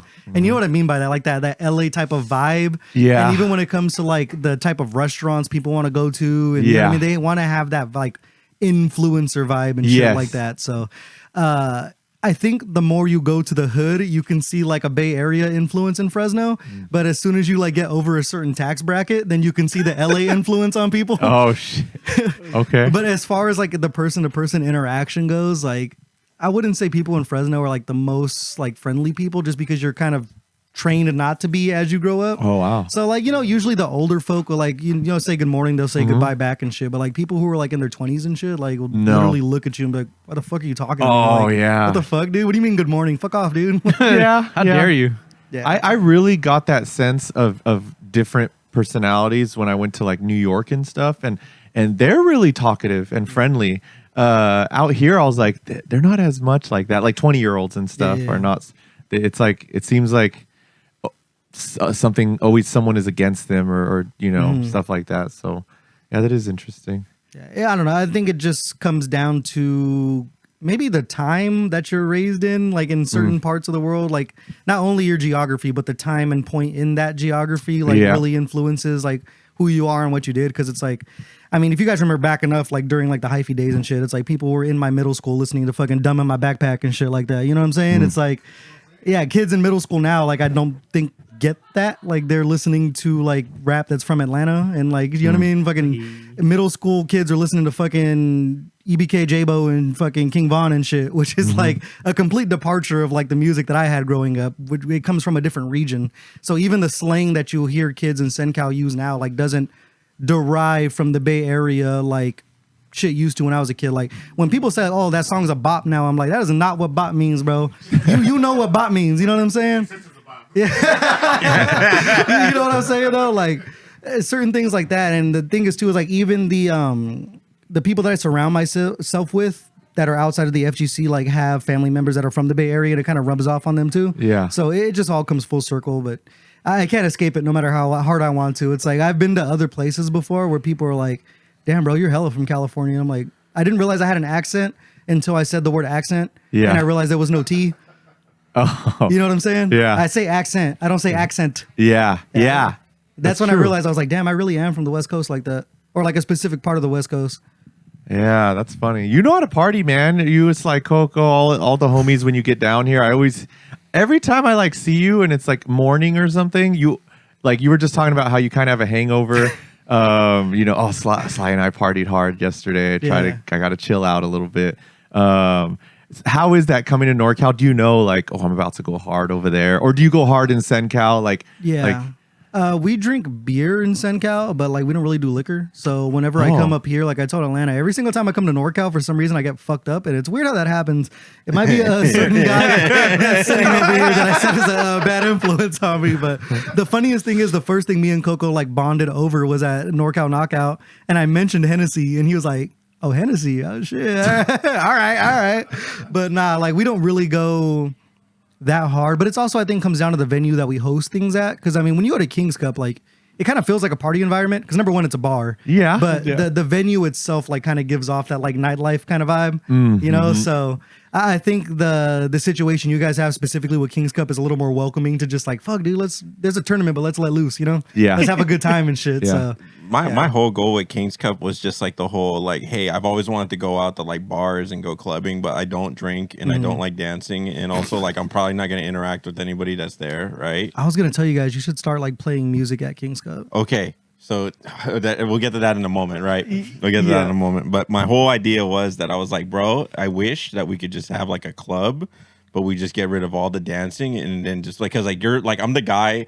I even made a thumbnail of this when we ran an event at an Oakland club where it's the guy standing in the corner and it says on like the caption I made was, they don't know I got combos, dude. Like they don't fucking, they have no fucking idea. So that was like the whole idea with like King's Cup where I saw like, nah, this has potential. We could just get everybody the fuck out of the way and we could just have like, you know, a real big tournament or whatever. Granted, Manny was already doing that, but I was like, no, let's just throw gasoline on this fire. But so something that I brought up the other night to somebody at when we were at Guildhouse was this, that like even last night I was like, bro, I want Manny to give me the aux, right? We have the ability to play stuff through the speakers. Obviously, we're playing commentary, gameplay, everything like that. That it's like it was one of my favorite things to do besides like, hey, running a good bracket was like, hey, at Cartridge Cartel, I would just decide like, hey, we're running this song, like we're running this genre of music tonight, and we're running EDM, we're running rap, or we're running like fucking, hey, put Atlanta on, he's putting on Banda or whatever, right? Like just getting weird with it, and it was so cool to see like people like dude, the level of high when someone would pull out like Shazam and they'd be like, what song is this, dude? I'd be like, yo, I'm that guy right now, dude. And I'm telling Manny about this shit. I'm like, bro, let me control the music. Like I'm your YouTube music and whatever your little creators or whatever, like that shit's cool. But like, let me run the aux and we can get this thing more hype. And yeah, I have yet to convince him, but I think it's something where it's like, hey, every single like, hey, official playlist for King's Cup 40, official playlist for King's Cup whatever, right? Download now on Spotify. Yeah, exactly, right? So like they're like, bro, that shit was so sick. What were we listening to that night? Okay, cool, we have that available. Yeah, you guys should get a JP to show up and DJ one of the events. So that was the thing though. When we had DJs show up, like nobody, like there was either one of two things, right? Either people would complain that the music was too loud and they couldn't hear the TOs or they couldn't hear the game. Or they were just like, the DJs would complain. They'd be like, bro, nobody's here dancing. It's because I wasn't there. Oh. You know what I'm saying? Nah, I get you, though. There's a certain type of, I don't want to use the word, but some nerds don't know how to party. I'm kind of one of them, to be honest with you. Like, I like raves and everything like that. But like the idea of like, hey, like, oh, the DJ's at the front, let's go dance at the front. You'll never see me like do that shit. Like straight up, right? The only time I dance is when the food is really good type shit. Yeah, or like I just beat somebody in something and I know it's driving them up the wall. Now I gotta dance. I gotta salt the wound even further. Hell yeah. Like, like yes. You know, I didn't like dancing for the longest time in my life because, you know, I told you guys I like used to be a wallflower and shit. Yeah. So like I didn't like to dance, but like now like I enjoy it because I know that people are afraid to. Yeah. So just knowing that some people are shy to, I'm like, I'm gonna go show out because like, you know, before I met Lexi and everything, it's like dudes wouldn't dance. Yeah. You know what I mean? And I don't want to toot my own horn, but I'm not the best looking guy in the world. But as long as you exude confidence and you're actually dancing at a house party, like women will like naturally gravitate towards you because it's like this guy's exuding confidence. So it's like I had to transition to the point where I was like, you know, if I want women to like me, I should probably be like put myself out there a little bit more and like make a fool of myself a little bit. Yeah. Yeah. So it's like a little transition. So like I said, the only place I do dance is at raves, and I think partially that is because I'm like, I know I'm the only sober one in this crowd. Everybody's drugged up out of their minds. and they're like, they don't even know if I'm real right now, dude. As far as they're, and I'll be like one of the bigger dudes in the crowd too, and I'll have like all my like not tactical gear, but I'll have like my water bag on and my big old sunglasses, and I'm like, yo, everybody thinks I'm a fucking cop already. I don't really care. Like, you guys know where I can find fentanyl? I'm looking for the, see my looking friend. for the perks. One of my favorite rave, dude. You think that like that shit's like, oh man, there's never any cops in the crowd. I literally had a friend had a bad trip, and he was like already paranoid about like the Chinese government like tracking him, and then someone came up to him and was just like, hey man, while he was having the bad trip, like, hey man, do you know where I could find any drugs? Like came up to him in particular, and he straight up threw his phone in the trash and disappeared into the crowd. Oh. We didn't see him till like 6 hours later. He walked all the way home. Valid response. valid response. Did you grab his phone out of the trash? No, we had to go to the waste management plant the day later, Oh. and they had all the trash bags from Shoreline Amphitheater all lined up, and we were just calling the phone, and one of the bags just started ringing, and we're like, Damn. "There's no fucking way." Y'all must dude. really like that guy, because I'm not gonna lie, bro. If that shit happened to one of my homies, like, hey man, I'll pay for half of your new phone, but I am not digging through no goddamn trash. Dude, it was insane. Like, just no, the fact that he even made, because this was at Shoreline. This is next to like Google's like campus or whatever in Mountain View. Right. And like we were like, dude, it's at least a 20-minute drive just to get back to his house. We all went back to his house. No clue where he's at. He walked all the way home. That's crazy. It got home at like 4 or 5 in the morning. It was That's insane. wild. You gotta really be on some shit. If you're walking that long and like you don't really, you gotta be on something, bro. You're either pissed as hell or you're on some shit. Dude, none of us can still believe Dakota has not done anything. Like, You get like beer energy. drugs, beer, liquor. Well, what do you think Dakota would love the most? Like I already drugs know- or drinking? I already know what I love. Hennessy? Dude, I love cigars, dude. Like Yeah, nicotine yeah. is like my favorite We're thing. talking about drugs, But bro. like something that Nicotine's a alters. drug. Talking about drugs, Yeah, dude. it could be, but like something that alters your mind, actually. Dude, my mind's already all fucked up and altered, dude. I don't even need anything Honestly, else, I dude. feel like if we got you stoned, you would like start spitting some like Galileo level like ideas. Damn. Like you would just be like, damn, dude, like, what if there's like a world that's just like ours and there's another me? Like you would say shit like that. Yep. High. Yeah. I could see that. Yeah. I feel like I'm already saying shit like that, but it's always like, hey, how can I push the boundaries of like what's moral or what's like whatever? Like I don't know. What's moral? I just like just saying real fucked up shit and just being like, hey man, like what, like why is this fucked up? Or I don't know, whatever. Just keep pushing the envelope. That's my favorite thing. So I just feel like drugs would just like add like fire or fuel to that Yeah. fire. Sometimes Yeah. it brings out the worst in some people, or Oh, like for- or oh. certain things that like people shouldn't experience. It's like I have friends who like can't smoke weed because they have anxiety, Yeah. and they're one of those people, they get high and they get paranoid. So Yep. like sometimes like certain substances, even if it's not something super dangerous, like weed will just like flip a switch in your brain that shouldn't be flipped on. Like the last thing you want to do is freak out on somebody when everyone's trying to have a good time, you know? Yes. 100%. You don't want to be smoky fucking rolling around in the middle of the street off of fucking angel dust and shit. Fuck yeah. Okay. Oh All my right, cool. God. I gotta Yeah. keep my head on a swivel then. Yeah. I remember first time I took at an FGC event. It was That's a combo right there. dude. That's one hell It of a was thing some for guy. He had an illegal amount. Is there a And he was legal like, amount? Yeah, is there a Is there legal a legal amount? There's amount? not a Like, I legal, just but gotta he had ask. like he was like, I could get like 10 years for this shit. You know, it was like pretty bad. It was in a, what do you, like you use your retainers, you know, put it in the little thing, but he had a lot. And I was like, and I never did it, but I did a bunch of other stuff, but I just never did that. And the moment I did it, you know, you got to wait like 40 minutes and it was that event. And I was like, okay, like, and I didn't feel it until my friend that did it with, I looked at him. I know this naming I names. gotta bleep both of these names now.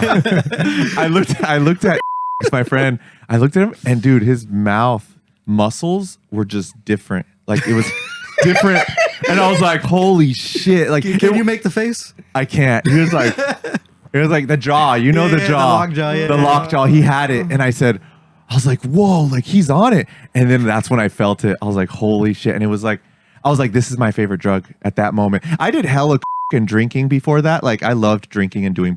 Like I did like a year of that, for, like a lot of it at Yomi and shit. I did a lot, and I liked it, but that feeling, I was like, this is my favorite, and that's why I was afraid of it.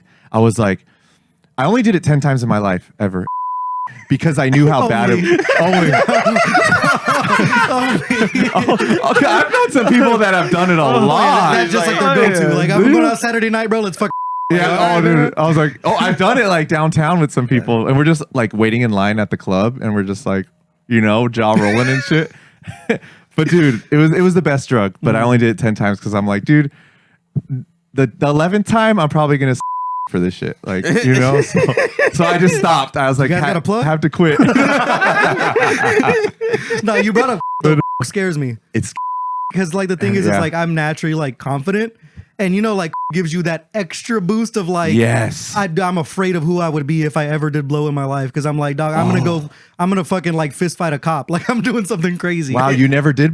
No, never. Wow. The hardest thing I ever did was yeah, and that's natural. Yeah. That's like not a man-made substance. I don't want something that like gives me a rush. I think that scares me.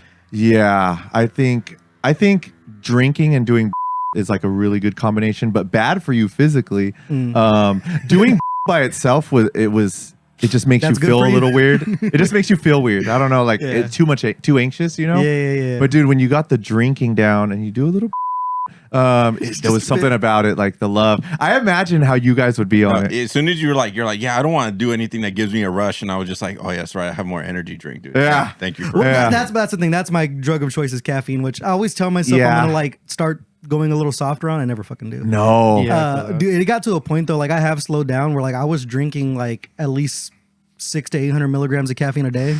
Like I was slamming like multiple ghosts. We all look at Atlanta. Dude, it was bad. Like me and Atlanta are borderline like anywhere between like 900 and 1200 milligrams a day. Yeah. I feel that, bro. What the fuck? And while that may seem impressive, I'm like, well, I'm like 285 pounds, right? It's like, oh no, my body can probably take it a little bit better. And I look at Atlanta like this motherfucker's on the same dose that I am, dude. Like it's wild. The thing is though, like with caffeine, the more that you like consume, the less effective it is. So you end up in this cycle to where you're just drinking more and more and more. And eventually it's like you're just drinking them like they're sodas. I used to slam like Ghost Energies and just go to sleep because I'm like, it's not doing anything anymore. Damn. Literally yesterday, I was like, I'm supposed to edit the podcast. I fucking slam a bang. I just go take a nap, wake up, go to Fitz. Yeah, I had to stop that. I got diagnosed with general anxiety disorder like around like 2019 or so. So I'm on medication now, but like the caffeine thing got such a bad problem with my like anxiety that number one, I was addicted to caffeine and I also had anxiety. So I would fuel like my own anxiety because I had the addiction to caffeine already. So it got to a point, dude, where I was straight up having like panic attacks to where like I wouldn't like be able to move for like an hour. I'm talking about like I'm rocking like dude. I just want to rip your own fucking skin off like So that's when I was like I need to stop doing that. I started switching to just like having a cup of coffee because you can't quit caffeine cold turkey because it will give you the nastiest like what's the word for it, withdrawals. It'll give you like the nastiest withdrawals ever. So like I had to like wean myself off of it, but like now I got it under control to where it's like if I have that energy drink like the one I just slammed, that's my only one for the day. Like I'm gonna chill off of that. So yeah, those things. They do a number on you, dude. I tried to avoid going to the doctor for a long time because I'm Hispanic and we don't like doctors. Yeah. But when I went to the doctor and we started talking about like my blood pressure and my heart and how much caffeine I intake, he was like, yeah, you should like not kill yourself. And I was like, yeah, I should probably not kill myself.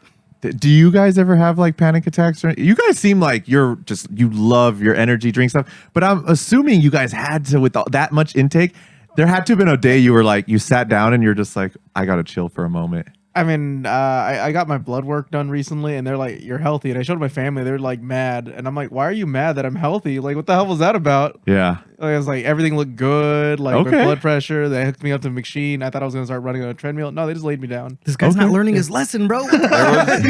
So there was only one time ever that I felt like I was like, "Hey, man, like this might be too much." And this was like very, very early on when I started because I never drank an energy drink all throughout high school. It was only until I started working at GNC where I was like, my boss on the very first day, he's like, all right, your initiation is you're drinking this drink. And it was a drink called Spike. Spike is about the size of like a Red Bull, 8 ounces, but it has the punch of a Bang. So it's like 300 milligrams of caffeine. And that was like basically my first energy drink ever. And I sit there and I drink it. And it's like, wow. Like I was like, it just felt like fucking like, dude, like Little Mermaid, like me jumping into the water and just be like, this is a whole new fucking world. Like I'm a god, dude. Like I feel that, bro. Like, I feel that. But that wasn't the one where I was like, this is too much. It was the day where like we had this kind of like bully culture at at GNC, and then like even all throughout high school, I had that same mentality, right? Where we would just like haze our friends and to make them stronger. And that was the case at GNC, where essentially like we would just like give ourselves ridiculous challenges, and they were like, hey, you won't drop like, you know, the fucking when my boss, I don't know if it was my boss or my coworker, was like, you won't drop the new sample of the new hardcore ass like pre-workout into the spike.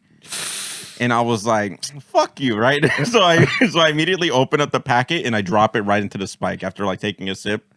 And what I didn't know is within this packet, it wasn't a single serving, right? It was 2 servings of the energy or the pre-workout. So Dude it's almost like, committed manslaughter by so accident. it was like 300 milligrams of caffeine on top of another 360 milligrams of caffeine in the packet. And I remember drinking that, and I just remember like all the sound like went away, and I felt like that was the most like tunnel vision. I was like, it was like a feeling where I was like, dude, if I stop moving, I'm going to die.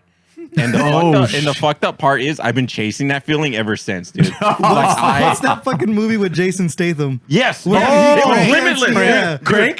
There you go. Yeah, where Oh yeah, I'm he thinking can't of stop like yeah, fucking Bradley himself Cooper's up or he's Limitless. gonna die. there's a reason why like Crank 1 and 2 are some of my favorite movies like ever, dude. That's why like I started wearing Pumas and shit, and I was like, bro, I just want to just like fire a gun while walking somebody down. Like, like dude, it was like that movie, and like the feeling was like that's when I knew I was like, I gotta stay away from uppers, dude, because I love this shit way too fucking much. Yep. I'm in the same Like boat. fucking anything like that. There's like, and that's why I'm also like straight edge, because the moment I find out I like something, it's over. Like I started smoking cigars, and it was like, dude, I'm golfing every day and smoking cigars every day. Hell yeah. Because I find out that makes my golf swing better, right? It's just like whatever. So I absolutely love it, right? But I also know it's just a tool. So you gotta like, you know, you gotta measure yourself, right? You can only fly too close to the sun for so long. Yeah, it'll get you one way or another. Yeah. Can you play golf on? Like, is Dude, that a thing? Is that a thing? Well, I mean, hey, dude, maybe one day I'll, you know, hopefully I won't find out. But I don't want to try that. bro, it's fucking. I took 1 hit, dude. It took like 6 strokes off my game, dude. Like, just someone pass out in a golf cart driving. Like, You know what'd be like hilarious, dude? Well, not hilarious. not that hilarious. But you guys remember bum fights, right? Yeah. We should like get bum fights, but make it like FGC edition. Yeah. Yeah, dude, I want to see like 2 like crackheads like play each other in a 1st to 5. Damn. All right. Already ahead of you. So the first year or the second year we went to Evo, we really wanted to go out, and like I was friends with like strippers and shit. So Just we casually, you know, as one yeah. does. So we were gonna pay to like the strippers and be like, hey, we got like little like FGC outfits for you and shit. Like it would be really cool. Like if we could like, you guys could play to like a 1st to 3 or a 1st to 5, and then we can like pay, like we could put bets, right? We could be like, Oh, hey, yeah. who wins, right? Knowing damn well that neither of you guys play fighting games.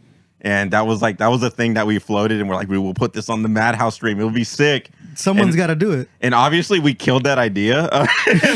Nah, someone's got But to I do was it. over here like, we could do it, Atlanta. We fucking. I have friends. I have, you know. Look, if Capcom can charge $40 for pay-per-view for Capcom Cup, there's no reason you can't have 2 Dude, strippers we play would do 1st it to for 5. free. We'd be like, dude, all the fucking subs, dude, go to the girls, dude. Fucking, you know, like I don't give a fuck, dude. Like these are my friends too. Do you guys remember when like actual porn companies were sponsoring players for a little bit? yes. Do you remember that? Filipino man? Yeah. Yeah. They wouldn't let him on stream after that. Yeah, because it wasn't what it was like YouPorn or some like company Yeah. that fell off Yeah. forever ago. Just bring that back. Fuck it. Imagine if someone got sponsored by OnlyFans, how much money that would actually bring in. The thing I'm so surprised hasn't like worked its way into the FGC, because it has with other esports, is like Prize Picks getting involved in the FGC. Because you can bet on like CS:GO and League of Legends right now. So I'm just like, bro, why can't I set a parlay for Evo? It's already in Vegas. Yeah, That's true. You know what I mean? Like if I can like actually pick winners in top 8 and shit, like if I can side bet fucking Joey bag of donuts, like when I'm on the, which you're not supposed to do, by the way, when you're on the floor with the pools, you're not supposed to be side betting. But if I'm not at Evo, if I'm side betting somebody and it's like a random ass thing, like, oh, I bet you $20, like this dude gets the first super or like whatever the fuck. Why can't I legally do that when like the top players are playing? That would be sick as fuck. Someone's got to invest in it. We're already getting money from like suspicious incomes anyways in the FGC. Yeah. So what's a little gambling? Yeah. as a sports fan, it's very difficult for me to just like, and especially like a combat sports fan. I love boxing, love MMA, and you know all the betting that goes around with that, right? Even as a kid, right? Just like being like, hey, we're drawing rounds, right? Like, hey, everybody throw $20 in, and we're drawing rounds, and whatever, whoever gets the knockout, so be it.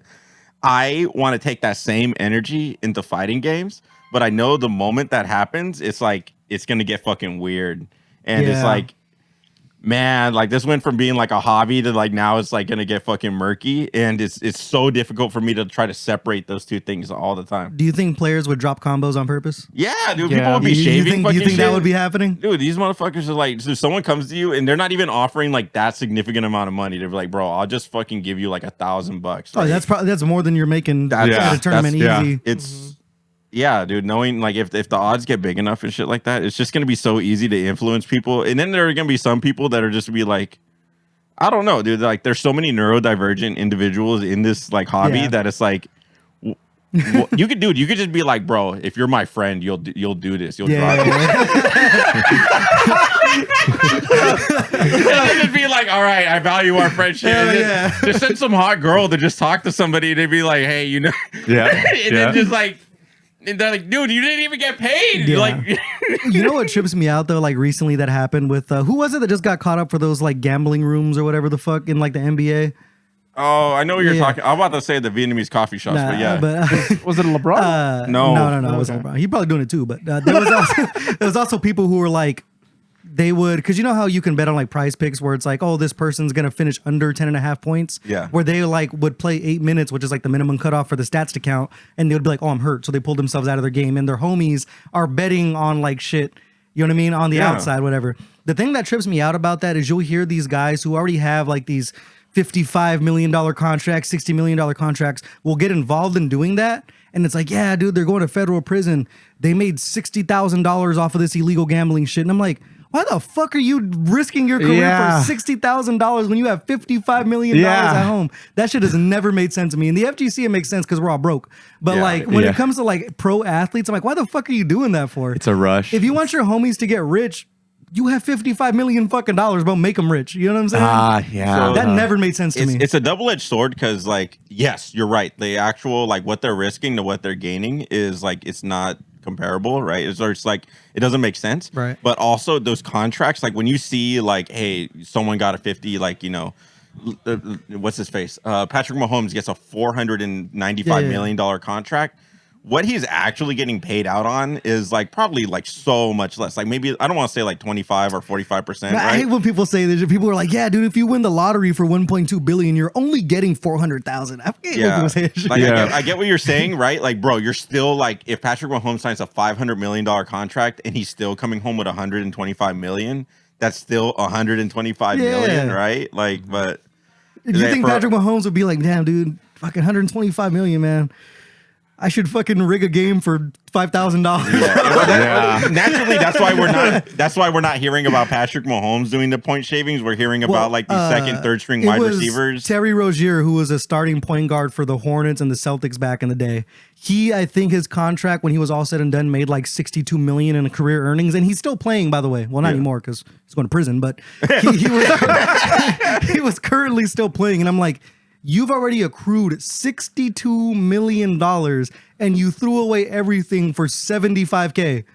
I can't wrap my head around it. But then again, I'm also not making whatever amount of millions of dollars. All I know is, dude, if I ever hit the lotto, you guys will never see me again. I love the FGC. If I ever hit the lotto, I'm hosting one major that's bigger than Evo and the Esports World Cup, and then you'll never see me again. That's insane. I'm for it. Yeah. I'm making sure that like first place wins like 20 mil, second place gets like 10, whatever. This is like if I theoretically win like 400 million off the lotto. You know what I mean? Every commentator is getting paid like 500 fucking K. Yeah. Like everyone's getting paid up the ass, and then I'm disappearing. I'm gonna create an esports bubble and pop it in one weekend. if I ever win the lotto, bro, I swear to God. That's my, no, I can't say a goal because it's the lotto at the end of the day, but that's one of my dreams. You could have dreams, dude. You can fucking. The thing, I don't even play the lotto. That's the funniest part. I always think to myself, like, yeah, man, I would do this and that if I like won the lotto. And I'm like, This morning, when I went to go get my energy drinks, the Powerball's at $1 billion right now. That's insane, honestly. It's probably going to reach like 1.3. I was about to buy a ticket. I only had a singular dollar in my wallet. I don't even know how much it costs. $2. I was like, it I couldn't. $2? I was gonna pay him with the dollar and the condom I have in my wallet. But I was like, I don't think he wants the condom. So If you guys ever won the lotto, would you take like the lump sum that's like a smaller percentage, or would you like get the payments over time? Payments. I just like the delayed gratification, no matter what it is. Do you not trust yourself to get all that money at once? I I don't know. Just knowing that I'll receive something later on too down the line. Because then I trust myself. Like with getting it, I'll still be strict with it. But I mean, you get more for waiting, right? For So yeah, I'd probably just do that. Because then if you die, like say you do that, if you die, can you hand that off to your family? Yeah, I think they like inherit the gratuity or whatever. Okay, then yeah, that's or annuity, good. whatever the word is. But on it, like real talk, real deep question right now. Do you guys think money would change you? Like if you just happen to like say you woke up tomorrow, you found out you had some fucking uncle you never heard of who left you $20 million. Do you guys think you would change like at all as a person? I know I wouldn't. The three of us, we've actually had this conversation many times before where like the three of us are kind of so solidified in who we are that I personally believe that money wouldn't change me. That's why I always make the jokes. I'm like, no, I'm an asshole now. So when I get money, you're like, no, Dakota's still an asshole, right? You're still fucking unhinged. Do you think you'd be a worse asshole though? No. Knowing that no matter what you did, you have fuck you money. Like, no, it just would give me the opportunity to do more unhinged things, right? And like, if I want to send a message, it's just the message is just much louder.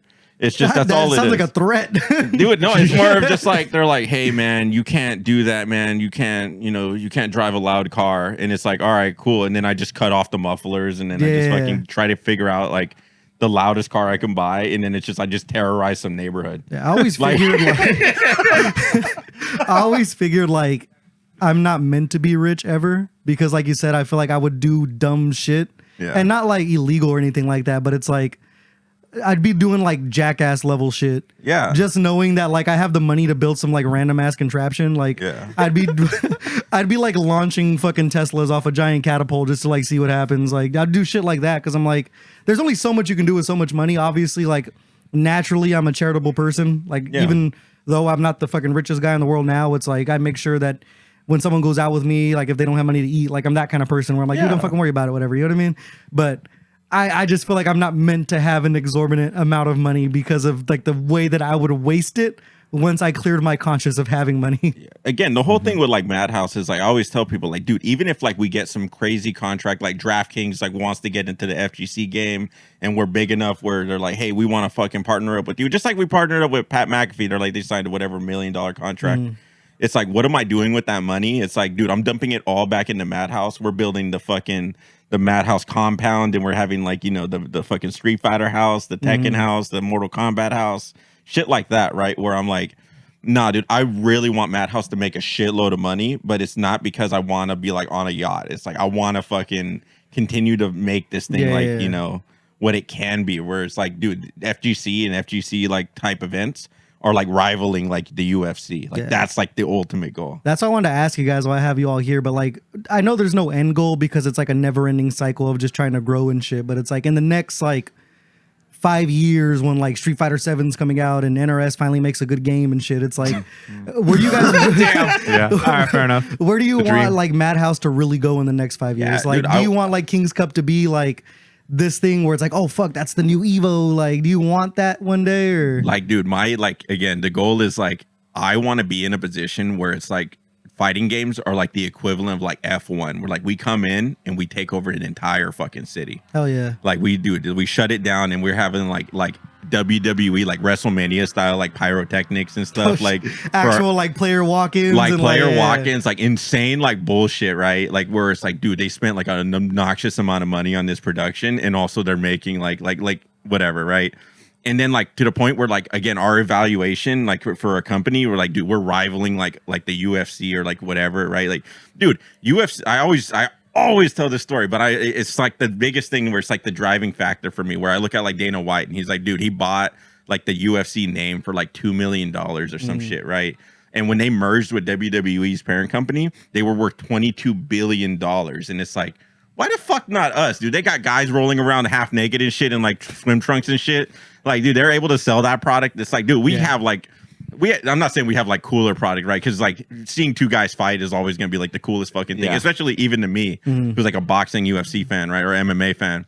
But it's like, dude, we have like real cool shit where it's like, dude, you walk up to anybody on the street and you ask them who's Conor McGregor, even if they're not in the UFC, they're gonna know who Conor McGregor is. Yeah. You walk up to anybody on the street and you ask them what's Mortal Kombat, even though they don't play video games, they know exactly what Mortal Kombat is. Yeah. So it's like that's like the level of like yeah, we need to capitalize on that. We need to keep pushing this thing forward. That's the ultimate goal for me. Yeah, that seeing like Dakota and Atlanta work at it, it's like I just thought about this like yesterday, where I was like, you know, two years ago we were talking like we just did this event and at the band hall and stuff, right? And it's like thinking about what to fix. We were always about that first. Like it could have been the air conditioning, like it would get hot up there, right? So we were like, next time it has to be cooler. You know, it was always that, and then seeing like where it's at King's Cup and how you're still like, you know, there's like a big thing that happens at King's Cup. Like we're on projectors now, we're doing this, and then after at the end of the night and stuff, you're like,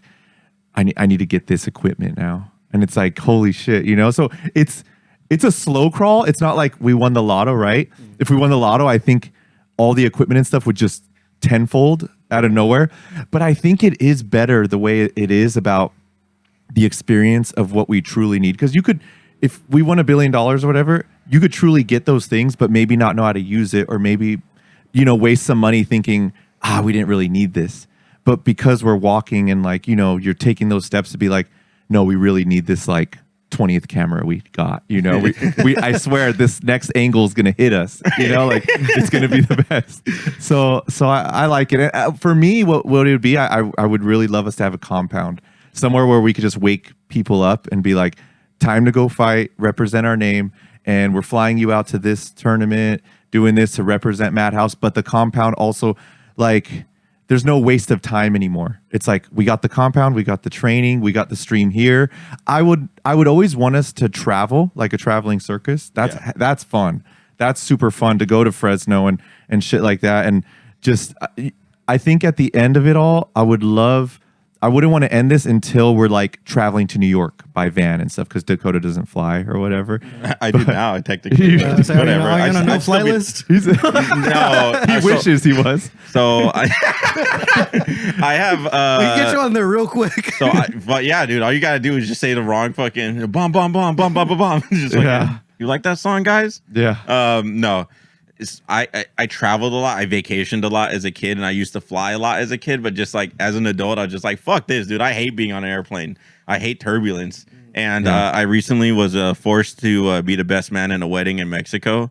And the way I did a whole new strategy where as soon as we hit turbulence, I just started headbanging violently on the plane, and for whatever reason, me jostling around in my seat distracts me from the fact that the plane is like, you know, going back and forth. So I'm just like, that made it a lot more bearable, right? Like my heart rate was like, I was measuring it and I was like, wow, my heart rate was like at like in the 60s. It's never that low on an airplane. Like when I flew to New York, like, and we hit turbulence, my heart rate hit like 160 beats, dude, of just me sitting there trying to pretend I was asleep. It's like you were running. Dude, it's like, so when you say like panic attack, yeah, that's the only fucking time where I've ever been like, fuck this, yo, like. I think that'll make a lot of people fast. That's something that like makes an atheist religious real damn fast when shit like that happens. But like, even when we were hitting like turbulence like this way, like the 4-hour flight to Puerto Vallarta, it was like, dude, I never went over like 100 beats or whatever, right? Like I felt pretty smooth.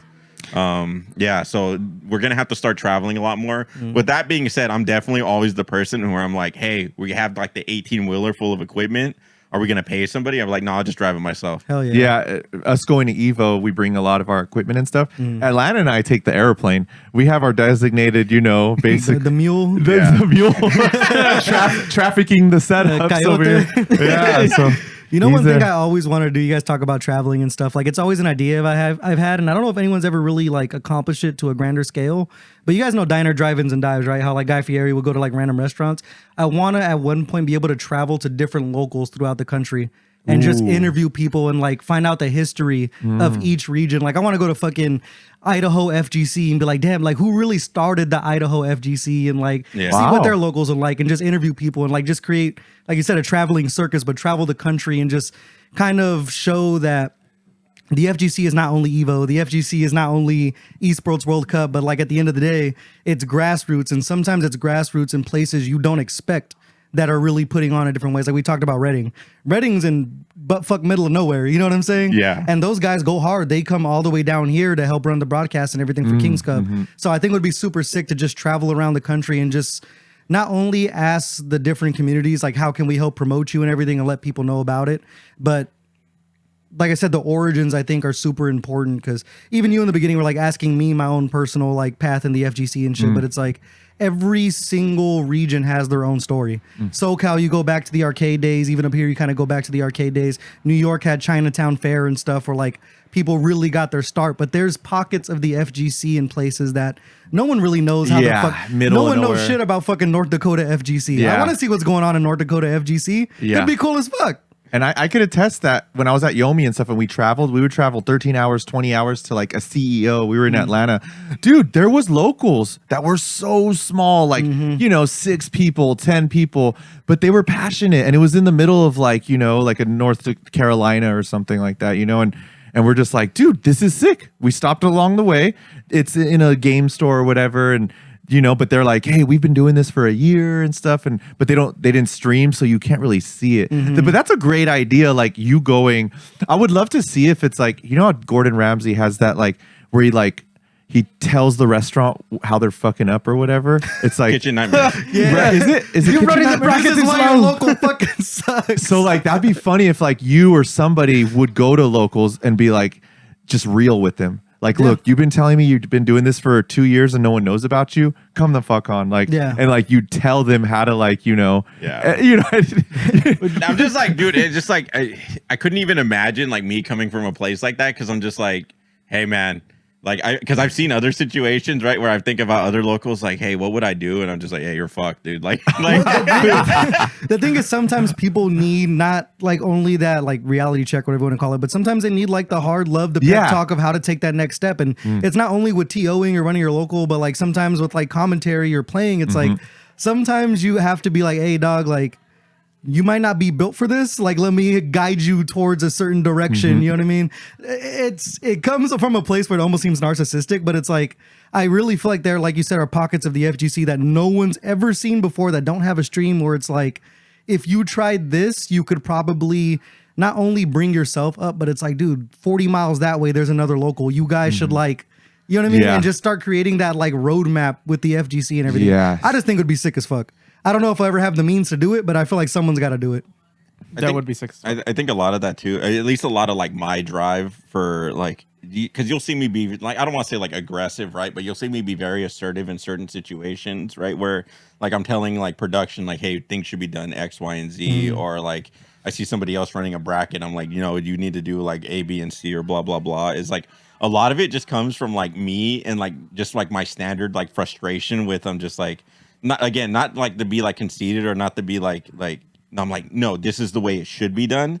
This is the way I do it. The way I do it works. We should just all fucking do this because I know it works. Right? Yeah, Like, I'm not gonna lie. I feel you though, because I feel that way in commentary sometimes. Yeah, so and it's not coming from a place of like ego or something, but I'm just like, sometimes you're just like, bro, what the fuck? You know what I mean? Or it's like it's not necessarily like shut the fuck up and get the fuck out of here. But you know what I mean? But it's like, if you had someone guide you towards the right direction, this could probably be special. Yeah. And I'm sure you feel that way when you see like certain times where TOs run into shit and you're like, if you just did this thing differently, it would be a whole different level and like everyone would have a better time. Yeah. And not to say like I'm not even open to like learning new things or like, oh wow, this is like a like brand you know new... everything. Yeah. No, I would never be like, hey, I'm beyond reproach and fucking like, whatever. You're pretty good, right? though. You're pretty good. But like dude, if I want to like interact with somebody, I want you to either like, hey, show me something I've never thought of before, or like show me that like you're like, even if I think like your method is inferior, right? Show me that your method is like, prove me wrong. Show me that, hey, I don't need to raise my voice. I don't need a microphone. I don't need to like fucking yell at people. I don't need the whatever. And it's like, okay, is your bracket bigger than mine? Did it get done in like just as short of a period? Do you know your equipment or do you know your whatever, right? Like me with my background being like, hey, I care about the hardware first and foremost. Yeah. And now I just happen to run brackets, right? Yeah. So I don't know. Yeah. What's that Kanye line? I don't take advice from people less successful than me. Yeah. Yeah. I feel you on that. Fuck. Yeah. Yeah. It's great to show some people like, it's great when they want to learn. Like you tell them and that's all they needed, and then they shine. Yeah. What sucks is the people that won't take that. They're like, oh, I'm not that guy. Like, and they're kind of those are the unteachable people. Those people fall off very fast. Yeah. Well, I mean, especially because it's not necessarily everybody, but some people, at least in the FGC space, like kind of enter with like ulterior motives. You know what I mean? Like, I wouldn't say like clout chaser because that's like a generic term, but it's like you can tell if someone really cares about this shit. Yes. Like no matter what role it is inside the FGC, like you can really tell when someone really cares, and that's why I think I gel with you guys so much because there's got to be something wrong with us mentally to do what we do. Like I'm driving up here every single like month to commentate and like hang out and shit. For the lack of a better term, I don't really get anything out of it, but I fucking love being around you guys. And it's like, you got to be kind of like, your screws got to be a little loose to do what we do. You literally just used 2 phrases that you said within the MKX commentary, right? Like the whole about like, dude, because I always ask Atlanta about this, right? When we deal with somebody in the FGC, I'm like, dude, what's the angle? Right? Like, why are you doing what you're doing? And for some people, it's like very apparent where it's like, no, like this whatever, right? They have their reason, right? Yeah. And like, oh, you love Street Fighter, right? And then a lot of people see me and they're just like, I never see you play Street Fighter. I never see you whatever, right? Right. And then you see me play Mortal Kombat X and then you're like, holy fuck, right? Like, where did this come from, right? And it's like, you said that in your commentary where you're like, no, it all starts from something or from somewhere. Right. It was probably this game for Dakota. And like, you're 100% right. And the 2 phrases you use is like, something has to be like a screw loose or whatever. Like, where's this passion coming from? And it's like, it's 100% like, hey man, the whole reason why we started MADHouse was, or at least for me, was about Mortal Kombat. So, like you said, hey, maybe in a couple of years, maybe NRS, if they're still around, will redeem themselves. Yeah, I think it was after Mena RD won Evo Japan this last time. He had a quote where I was like, damn, dude, that's pretty deep for some FGC shit. But he won, and they gave him the mic to interview, and he said, in this impossible life, you have to have like a certain level of delusion or something like that. And I'm like, that kind of goes for like, not only inside of the FGC, but just in life in general. If you have like any kind of goal or dream, it's like at a certain point, you have to sell yourself a fallacy that might be impossible, but as long as you don't stop on that shit, you're going to go somewhere. I believe there's such a thing as failing forward. I truly believe there's a certain thing as failing forward.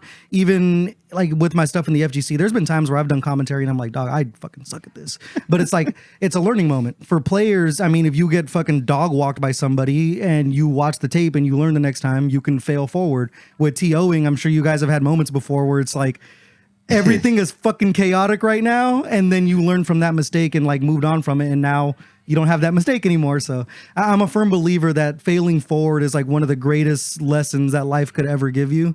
And specifically with inside of the FGC, so many things can go wrong on that TO level, which I'm sure I'm preaching to the fucking choir here, that you kind of have to be ready for failure at any moment and be able to take that failure and turn it into some kind of growth. It's like, is it a mistake or is it a lesson? Right? It's really like, even like right now, right? Like Michelangelo's camera, like freaking the fuck out, and me having to switch the camera like mid. I'm just like, that's like the first thing I'm going to be thinking about. Like as soon as we're done, I'm like, what the fuck happened? You know, like the cool thing about that too is the more experience you gain is like, you're less likely to like freak out. Yeah. Because I'm sure the first time you guys ran a big tournament, if something went wrong, you were like, holy fuck. Like, but now if something goes wrong, it's like, it's calm, cool, and collected. And that goes like vice versa for me with commentary, where it's like, if I fuck things up eventually over time, like it becomes second nature that when something else goes wrong, you kind of just roll with it. Funny enough, you were talking about like how you fucked up the briskets over and over and shit. Yeah. I like, you can ask like Lexi and shit. Like I am like a super, like, I don't want to toot my own horn, but I'm a very good home cook. Yeah. Like I'd make some fucking exotic ass shit for her. And I'm like, she's like, wow, you're so good at this. And I'm like, this shit was rough for like the first like 6 months that I learned how to cook. But it's like, cooking is one of those things where you have to fail so many. You know how many steaks I fucking ruined, bro? Where like eventually at a certain point you get the hang of it, and now it's just second nature, to the point even where like if I'm cooking and something goes wrong, it's like put some fucking garlic powder on it and like drench it in sauce. It's good to go. Yeah. Like, it's those kind of things that you can take and like put on a grand scale when it comes to like life and shit. But it's so funny enough, I'll take a lot of the, whatever my hobbies are, some of them are very repetitive, right? But it's like, it's a lot of it is also like how you, just like you said, how you adapt to any given situation. Like if you're playing fighting games and you're just like, wow, this person is like, they're playing Kimberly or whatever. They're playing a rushdown character and they're not rushing me down at all. Like what the fuck am I supposed to do with that, right? Hey, I'm playing golf and it's like, dude, it's raining today, and it's like, how? Okay, now I gotta adjust my stance. Hey, I'm doing a brisket this tonight, right? But also it's like colder than it's been all fucking like year. Yeah. Like, how does that affect the grill? You know, it's just like, it's so cool to see like how many hobbies that like I have, and like how much of it is just like not necessarily like just like the repetitive nature of it, but also like your ability to like adapt and stuff like that, right? And you get to grow that over time, like you mentioned. So cooking is just another thing like that where I fucking love cooking, dude. Yeah, we're gonna have to lock in, bro. Dude. Honestly, one of my dreams for a while was to like actually open a food truck. Like I really wanted to, just because it's like something that I find so much peace in cooking, because it's one of those things where it's like when you're in the middle of cooking, and especially if like if you're just at home and stuff, you're making dinner and it's like you're really set on making this specific thing, you kind of just like get into this flow state to where like nothing else matters for like that hour and a half that you're cooking. And it's like such therapy that I'm sure people find like in other aspects and stuff, but it's one of those things where it's only you. It's you, the food in front of you, and like the tools you're using to cook it. And it just becomes like this, like, you guys seen Ratatouille where he's like putting different pieces of food in his mouth and you see the colors come out? Like it feels like that kind of like flow state and shit. And that's why like cooking, and then commentary is like a bigger thing, which is like my main hobby, I guess. But it's like there's sometimes when I do that and enter a flow state to the point where it's like I don't even really realize what I'm doing at the time because I'm like so invested in that shit. And that's like the perfect form of therapy. Yeah. Fuck yeah. So anyways, about again. Good times. Michelangelo, I actually wanted to ask you because like to me, I've always seen you around, like even before like I was involved, like coming to MADHouse and everything, or King's Cup and everything. How the fuck did you end up in commentary? Because I always love asking other commentators that, because some people end up in it by accident, like this guy over here, or some people were like, I want to do this. So how did you stumble upon that? My first gig was 2010 SCR. I believe SCR was like the big important one where back then at a major, you could walk up and be like, "Hey, Wild West." It was Wild West." Now, like, it still blows my mind that you need like, you know, a written form. You need to email them. You need to, dude. Yeah. So I was like, I want to try it. I loved the game MK9 at the time, and I just walked up and they kept letting me, and I was fun. They loved it. So I just knew right away. I was like, I love this shit. So yeah. 2011 and then it started getting harder because it's like you gotta like send an email, and I hate sending emails. I'm just like, I liked to just walk up and do that stuff. Like even ECT like 2015, they were like, I remember Li Joe was like, oh yeah, just anyone was going up, but then like, you know, that when anyone could go up, they wanted me to go up. They were like, hey, you do it for the NRS community. So I was just like, okay. So I just had really fun with it, and then, you know, just stopped a bit. And then, you know, we created MADHouse. And I think Dakota would always be like, okay, what else can you bring to the table? You know, I got the band hall and shit. And he didn't know yet. And one day, I don't know who was commentating before me or something, but we needed someone to commentate. And I was like, Dakota's about to see what I can do. And then I started doing it. And Dakota's one that, like he said, he won't just give you props for no reason, or when he is, it's like, you know, it's like well received because it's like, at that moment he was like, I see what you're about. Right. And I was like, yeah, like I think it was, what's his name, kept kicking everyone's ass at Street Fighter 4. Crack. And we needed someone to just hype it up. So yeah, this is before Street Fighter 6 came out. And I was like I wasn't sure. I was like, I don't know how Dakota, if he knows, like, I've been commentating since 2011, but my skills, you know, I would play and I was winning a lot of the MADHouse tournaments, but I was just like, we didn't have a stream yet, you know, the PC was blowing up and shit. So, but I was like, when we have a legit stream where I was like, okay, it's time to shine. I knew that like 10 plus years of prior experience was gonna like go, you know? So yeah, I always had fun with it. I think my friends back home too, got me to like it. So this is even before 2011. I realized I like making people nervous. Like us sitting here right now, if we were playing, like, I remember the moment I was like, I want to do it before MK9 came out or anything. This wasn't on stream or anything. It was just, we were like this on a couch. We're playing Third Strike. And someone that doesn't play fighting games came over. One of our friends that just is like, okay, you guys play fighting games. So he's there chilling. And in my mind, I was like, I'm going to commentate this and just like make him nervous. Because he's one of those guys, if he loses, he's like, wow, you guys are just kind of like, what's the big deal? It's a video game. One of those. So I was like, I'm going to make him feel that it's a big deal. And I did it. And he looked at me when the match was done. I don't know if he lost or won.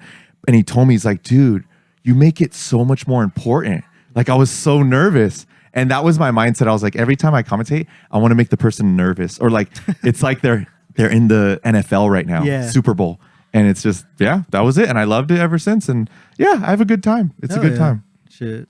Surprised you guys trust me, dude. I'm not gonna lie, because it's like I said, I was doing the online thing and everything, and then I would talk to because I kind of like go not that far back, but kind of back with Frank and Sunchips from like the fit side of things, and they knew that I like did commentary or whatever, and they're like, yeah, come up to Fits and everything, and I don't even remember how like I really got in contact with you guys. Was it NorCal Knockout? It was NorCal Knockout, because Okay. I remember they had you up there, and I was just like, I don't know who this guy is or whatever. Like my main concern at NorCal Knockout was just like, hey, getting Michelangelo on, right? Yeah. And other MADHouse guys. But I remember hearing you over the loudspeaker, and usually my first thought is never like, hey, like, what about this person impresses me? It's more of like, hey, you just hearing any general commentary. It's like, hey, did this person like do anything like egregiously bad or whatever, right? And for you, I just remember being like, I don't remember you saying anything. And obviously we were busy with running tech and everything. Like, I don't remember you saying anything like bad at all. And to just be like, okay, no complaints, no whatever. And then like Sly Coco was like very much like, no, this guy's like the real one. Like, hey, we need to get NonFactor. And I was like, well, if he's good enough for Sly Coco, I don't see fucking, Nah, all right, let's run it. And then like just like the more and more I just kept getting familiar with your work, I was just like, you're fucking amazing, dude. Appreciate when that. when I saw that, like the camera's not even on you, and I see you standing up, and you're over here fucking like getting all into it. And I even told you about that during that moment. I was just like, nah, dude, this is the level that you need to bring. Like even with like I compared a lot to like voice acting, right? Where you see like some voice actors like fucking like getting all up in like the mic, and they're getting all moving and getting whatever just to try to get that emotion out of it. It's like, damn, that's a lot of commitment to put your whole body into it. And I see you doing that. It's like, fuck yeah, dude. Yeah. It's like, it's good. My experience with you was the same, Dakota, at freaking NorCal Knockout. That was the first time I heard you. And I knew you didn't do it a lot before that. Just looking at you. But I was like, this guy is doing something different. You were like hyping up the crowd. Right. And I knew when you got off, I was like, I need to tell him something. Because you looked like you were excited to the point like you did something, and you never did that before. Yeah. And I was like, the fact that I'm looking at this guy and I don't think he's like done this, and you just shined like more than any other commentator. I was like, I need to tell him something so he keeps going with this. And I said something like, you got off, and I was like, dude, you were like my favorite right there. And you were like, hey, Michelangelo, like, dude, thank you, NorCal Legend. I was like, oh hell yeah. But it was that, NorCal Knockout was like, I think your big splash, you know. So that was awesome, man. Hearing and. There's a lot of times when we get those loudspeakers for the commentators, like they're not just commentating for people to hear online, but they're commentating for the crowd. Right. It's like a different ball game almost. I've had commentators sit next to me, and when they hear their voice, they're like, "Oh my god, like what's happening?" And I'm like, "You're commentating for more people watching you online, but now you're nervous because it's like in the crowd, but you fed into it. And I was just like, dude, this is special." So. That was sick. Yeah, that's my first time hearing you too. So damn. That's something. Sorry, cut you off. Sorry. That's something I really don't see a lot of other like commentators being able to do like as successfully.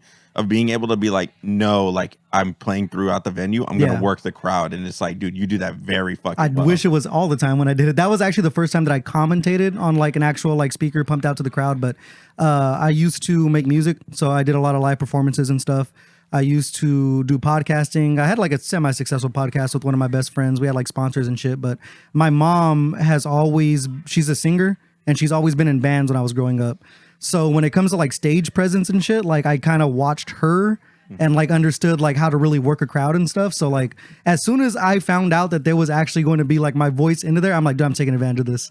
And every single time at King's Cup when you guys cut me on, I'm like, I wish that they would let you pump the loudspeaker the entire time, because you wouldn't be able to get me off the mic. I love that shit. Because the thing is, once the crowd's invested in it, like it becomes a whole different animal than if I'm just commentating online. So that's why I told you, like, one of my big goals is to like be at Evo or be at Combo Breaker, because in Combo Breaker they call it the pit. when you're doing like finals day, because they don't have like where the commentators are separated. Their commentary booth is like in the middle of the fucking crowd.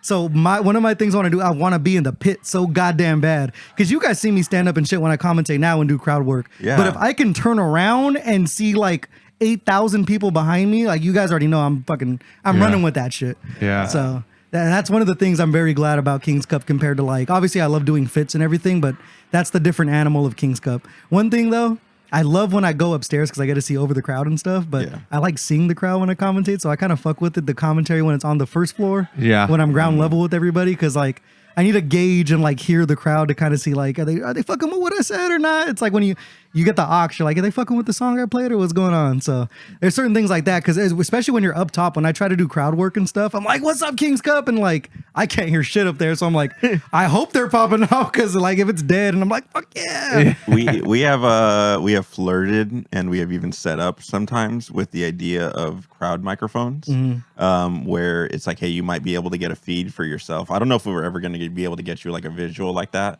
but we're cautious of not to say that our community is like dangerous or anything like that, right? But the moment they're like, wait, you guys can hear me, I'm in the crowd, I'm just gonna yell out, and I'm one of those people that's probably guilty of that shit, right? Like, oh, you can hear me, all right, say something crazy. Yeah, I feel you. Nah, but that live stuff, man, it's like there's nothing like that, dude. Like you can even hear me like talking about it right now. I'm like, fucking I want to go do it right now. Yeah, like, nah, that kind of stuff excites the hell out of me, because I mean, we talked about it not too long ago, but like it really highlights everything, and like it creates such a memorable moment, man. Like imagine if we had Evos where they were just online during the pandemic. I'm like, those grand finals were cool and everything, but it's like Evo's cool because the roar of the crowd. Yeah. Majors are cool because the roar of the crowd, and like even for NorCal Knockout not being the biggest event in the world, there was like what? Like 150 people maybe inside that ballroom and stuff during like that team battle or whatever, where it's like, I still want to hear those 150 people scream like it's fucking Evo Grand Finals. So yeah, that's the kind of shit I get down with. And I always want to, as far as commentary goes, to bring other people up with me, because like I said, I was a two-mile horn, but I'm kind of having a decent rise right now. You know, certain people are noticing me. I won't name names, but like there's people that are talking about me in very good ways that are in very important positions in the FGC. But like, I want to bring everybody with me, not only you guys as like a team that believes in me.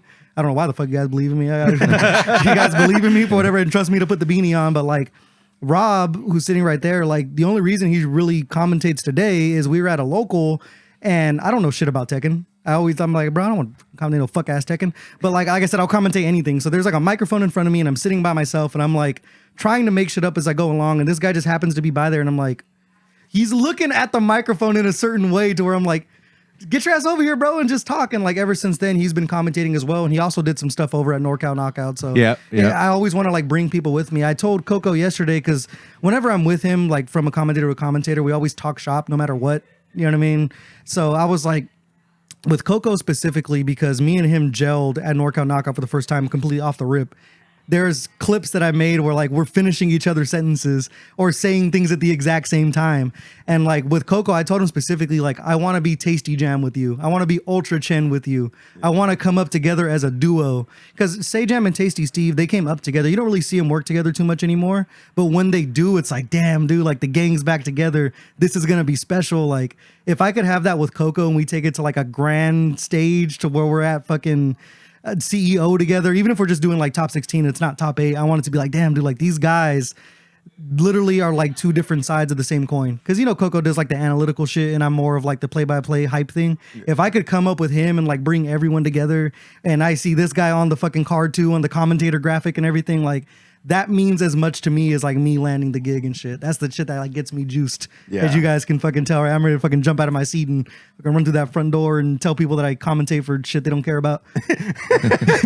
Speaking of which, we were talking about a little beforehand with Atlanta.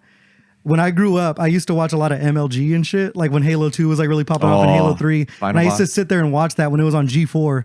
And my dad's like, why the fuck you always playing these games and watching? Ain't no one fucking like making anything off of that. No one's going to be anybody off of that shit. And it's funny now that obviously I'm not rich, but like I'm starting to get paid gigs now. And I'm like, fuck you, dad. I fucking told you so. It only took like fucking 17 years, but fuck, dude, I'm doing something now.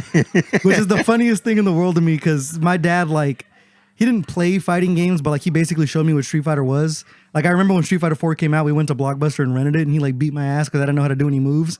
But like he thinks it's cool, even though he doesn't understand what's going on. Yeah. And now that I'm at the point where I'm like involved in something to where like he can see me on a screen, Yep. that's where he's like, damn, dude, like my son's kind of legit with this shit, dude. Because my dad's like an old school Mexican dude, so it's like the I'm proud of yous really don't come as often as they should. You know what I mean? But it's like it comes to a certain point where like I don't want to like prove myself to my dad because that sounds like a weird toxic fucking like shit going on. But like there's certain points where like I want to get the like I'm proud of you out of him just because I want my dad to like be soft for like 2 seconds so I can laugh at him. Yeah. If you hang around my dad, he does nothing but talk shit all day. He's like me, like he's fucking ranking on everybody constantly. Yeah. But when I do get him to be soft for a little bit, I'm like, I'm gonna bring that up like a week later and be like, dude, fuck you, dude, you like a soft ass motherfucker. Yeah. Yeah, so that's like the moment now, like with like commentary and shit, or at least where I'm like going upwards and stuff. Like even the Risk broadcast, because the Risk broadcast, I mean, dude, they had like esports like ass camera crews and shit like rolling around and stuff. And like when he saw me on like a clip that had like hella advertisements all over it and everything, and I'm putting on my like quote unquote esports voice because like I love like preparing my intro. So I sent him the clip of my intro where I'm like, welcome one, welcome all to beautiful Los Angeles, California. We are live. For him to like see me do that type of like official sounding shit, he was like, all right, I'll give you this one. I'll give you that. I'll be proud of you for this one. Yeah. Yeah, that shit's fucking sick as fuck. Wow. Beautiful stuff. We're what, 2 hours, 30 minutes? in, A lot of that has been a lot. Yeah, of a lot There's of a lot the of breaks. fluff. Oh yeah, Yeah. the breaks. I mean, and A lot stuff. of brisket time. Yeah, exactly. If you're ever curious about doing Mortal Kombat X in particular, I know me and Michelangelo are going to try to run monthlies. You know, maybe starting in January. Those 5 people will love that. Dude, Yeah. it's gonna be Those 2 DQs and 3 people that show up will love that. it's Yeah. gonna be good. It's gonna just be me, Michael, and Atlanta, dude. All How in many? top What three. is like the actual like most amount of people you've gotten for MKX at King's Cup? King's Cup? Last time it was like 16, I think. And How I don't many know. DQs? I don't know how many DQs to be honest. Or do you not want to say how many? No, because I was too Okay. busy running Street Fighter. Unfortunately, To be fair though, like some of those people added on because they were knocked out of the other brackets already. Oh, and they're just So like, they're fucking, like, I'll play they're Mortal like, I'm Kombat. just chilling now, so I want in, and I'm like, okay. hey, Wow. so be it, dude. I'll fucking. like, they're welcome. It's like I was like, well, are you in other games? They're like, yeah, I already got knocked out. I'm like, all right, I'll throw you in there. Whatever. Yeah. Wow. At least your like favorite game right now, well, even though it's like older, is dead because it's older. My favorite game right now is dead because no one wants to fucking play it. And I'll bring up City of the Wolves over and over and over until Oh. you guys kick me out of this fucking house. Yeah. I will bring up that game any single chance I get. Fighting game of the year, by the way. Wow. Fighting Yeah. game of the It year. did. It did. It deserved it, honestly. On like real talk. It's crazy how NorCal like kind of just shuns something. Like it was like you said, it was gonna be hot for like 2-3 weeks, and then it just like Because people Done. realize it took skill. And Yeah. they want to play baby drive rush game. baby drive rush. They want to do Yeah. heat smash, bro. They don't Yeah. want to play real footsies and shit. Yeah. Shots fired. No, actually, we talked about like short-term goals and everything with commentary. I really, really, really want to do SWC this upcoming year, the SNK World Championship. I really want to do that shit. Wow. That'd be Yeah. awesome. So Rome, if you're watching, help a brother out real quick, or Aru, help a brother out real quick. Yeah, you fuck with me, I fuck with you. But I really want to do SWC just because like I love City of the Wolves. That game is like Okay. it rivals like what I tell you about Killer Instinct and CVS2. Like it's up there for me. I think the Wow. game's sick as fuck, not only to watch but to play, and the diehard small competitive scene of it. They're sick as fuck. So sick Nash fan as well. If you're watching this, fuck with you super heavy because he taught me a lot of shit about the game through his YouTube videos. But yeah, City of the Wolves. If you guys ever host it, I know there's gonna be 3 people, but I'll be one of them. It's gonna be at King's Cup in February. I'll be here in February. that's This a time for for sure real, because promise. every time you guys host it, I'm not fucking here for whatever I'm reason. so sorry. And I know the only people that care about that, well, the 2 other people that care about that game, like in this region, is Strackaman and then Nerd in the Bay. Are like the only 2 people that I can talk to that game with, and it's like one of them plays it at like a higher level. I mean, Nerd in the Bay is good, but he mostly wants to commentate that shit. So yeah, I'll do whatever it takes to build that community up. I know no one's gonna listen to me, and I'm just a fucking weirdo in the corner talking to myself. But yeah, City of the Wolves is the truth. It's like we hold like a vote between like City of the Wolves and like Blazing Strike, and Blazing Strike wins, dude. Bro, people Oh, will no. vote for Dong Dong Never Die before they vote for City of the Wolves. Never I don't Die. know what the fuck that. Well, I know what the fuck that game did to piss people off, but that's a whole different story. But the game's good as fuck, and people just don't like hard games anymore. This is me turning off the commentator mask right now. I'll start talking shit. People are babied by modern fighting games. Play some real old school shit. In CVS2, we're playing games where fucking jabs are 2 frames and +6. Yeah. You know what I mean? We ain't playing no fucking, no, this is actually -3. Fuck that, bro. Play spacing like we used to back in the day and play some real fucking fighting games. Yeah. Anyways, I mean, I still fuck heavy with CVS too. but I it's love that the game. best fighting game of all time. No game has a better soundtrack, a better art style, a better game mechanics. There's some bullshit in that game, but don't Yeah, get me there is. wrong. The But mechanics are great. No game has ever allowed expression the way that game does. Because number Yeah. one, not only is there hella fucking characters, but there's 6 different grooves to choose from. Some of them are worse than others, but I know people who play P Groove. Yeah. And I'm like, damn, bro, you're really making P Groove work right now. But Yeah. it's like custom combos are sick as fuck. Some people play some oddball ass teams of like low tiers. Like I know someone that plays like King Balrog Bison, Bison is good, but like King and Balrog are fucking ass in that game. So I love low tier heroes, and that's one of those games where like if you really try hard enough, you can kind of make it work. Yeah, it's so great. You could change the mechanics of the game, like and the HUD. Like obviously the grooves change how it looks, and it's one of the great games. CVS 3, everyone wants. Like It's gonna happen. Yeah? It's gonna happen. It's gonna happen. I feel like it's gonna be here soon. Yeah, that game's becoming my life whenever it comes out, like super hardcore. Especially if they put in certain weirdos that I like, which I don't think Salvatore Ganacci's ever going to be in another video No. game. Oh. But if for some reason he's in CVS 3 and I can put Salvatore and Blanca on the same team, I'm losing my fucking mind, dude. I mean, I'm gonna say I really appreciate him actually being a huge fan of KOF. and They everything. asked him who his favorite like video game character was. He didn't say Robert. He said Robert Garcia. And I was like, oh, this dude Salvatore knows ball. Like he legitimately likes SNK games. Yeah. So like, I'm not gonna lie, when they first announced him in the game, I thought he was another soccer player. And I was like, who the fuck is Salvatore Gucci? Like, who the fuck is this guy? And eventually I like checked out his music videos and shit. He's playing a character. Like his real name isn't Salvatore or anything. He's like the Mr. Bean of Euro EDM. Wow. Which is a weird way to explain it, but like he's a super weird, eccentric guy. And as you can tell, I fucking love weirdo characters and I Yeah. love weird people, which is why I get along with you fucks. But once I like played him, he's a weird ass character to play. But like I was like, damn, dude, like this guy's fucking sick, and that helped me like get more into City of the Wolves because I was excited for the game, but once I found out there was a character for me, like I said, Yeah. I'm the crazy old guy in the corner talking about that shit. He is literally the only reason why him and Mai, but he There's is like 2 reasons why. yeah, I guess it's, yeah. With Why don't Mai, you play Mai in Street Fighter? She was who I wanted to pick up after when she came out originally, but I just honestly loved like the play style of Kimberly so much that it's almost impossible for me to get away. Oh, okay. Like the idea of like playing any neutral or blocking is like bullshit to me. Like I just want to go in. We need to get Like- Michelangelo on Street Fighter 6, bro. Coming back. Yeah.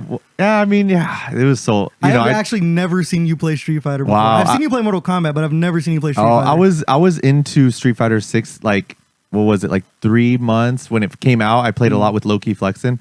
We were in the garage and we just play all the time. I was good. Like there was what was that tournament, the Sacramento one? There was like Cal 150. Showdown? No. It's the Cal State. Golden Bear Cup. No, it was like a one-off. They never did it ever to They fucking didn't, huh? Yeah. But like I went to that one and I got second. I put LPN in losers actually. No one Oh, could. shit. And then he reverse 3-0'd me and stuff. Yeah, and so you're actually nice with it. I was pretty good at Street Fighter. I won a couple MADHouse tournaments for Street Fighter 6 and stuff. But Yeah. I'm a type of person like I'll like burn myself out in a fighting game and go hardcore for the first 5 months. I'm like, I'm gonna go crazy. Yeah. And then like Evo happens and like some important tournaments, I test myself. I do decent, and then I'm like, all right, like I'm good. Like Yeah, I feel you on that. I'm done with it. And then MK came out, and then it didn't do so well. But then it was just this whole thing. Yeah. But you We can played just like shit on InterS a little bit more if you guys want. we were so excited for you to get Quan Chi, and we're like, bro, now Yeah. you have a chance to like fucking really spread your wings, and then you're like, this character fucking sucks. I yo. just- I The heard game MK1's is like in a better spot now. yeah, I It- guess it it is. is. Yeah. But no one cares anymore. But It's like, I heard late. it's in a better spot. Yeah, too late. But it is what it is, man. No, honestly, when I started running for the costumes for Quan Chi, I was like, this is not going to be a character that's going to bring Michael back. That's all Yeah, I thought. I was like, this is damn. not your character. That's the worst. When you Yeah. finally get your character in a game, And it's like it's it's not- nothing like you want. Yeah, the mechanics or the gameplay style, but Mm. well, it is what it is. We're still waiting for a good MK. We'll see. I mean, who knows what they're announcing next? People are saying Injustice 3 or Yeah. whatever. Well, I'm worried with WB getting sold to Netflix. I'm like, what happens to Whoa. the gaming sector of WB? Yeah. Because Netflix does not give a fuck about video games. So Yeah, right. honestly, my hopes for NRS is that, or Netflix decides to sell the studio to Yeah. somebody, and NRS can be with a company that really wants to like put the resources that the Mortal Kombat series like deserves. Mm-hmm. So I mean, we'll see. It's all up in the air right now, and I really don't want Injustice 3. I don't have anything against Injustice, but like I didn't really care for Injustice 2 at all. Plus, I'd rather play an NRS game that has a block button. Yeah. Holding back to block in an NRS game feels kind of jank. Weird. Yeah, I get you. Going back to CVS, if there was a CVS 3 announced, and now we have so many more Capcom fighting games, SNK games, what 6 grooves would you want in the game? Ooh, I definitely want something to where I can FADC.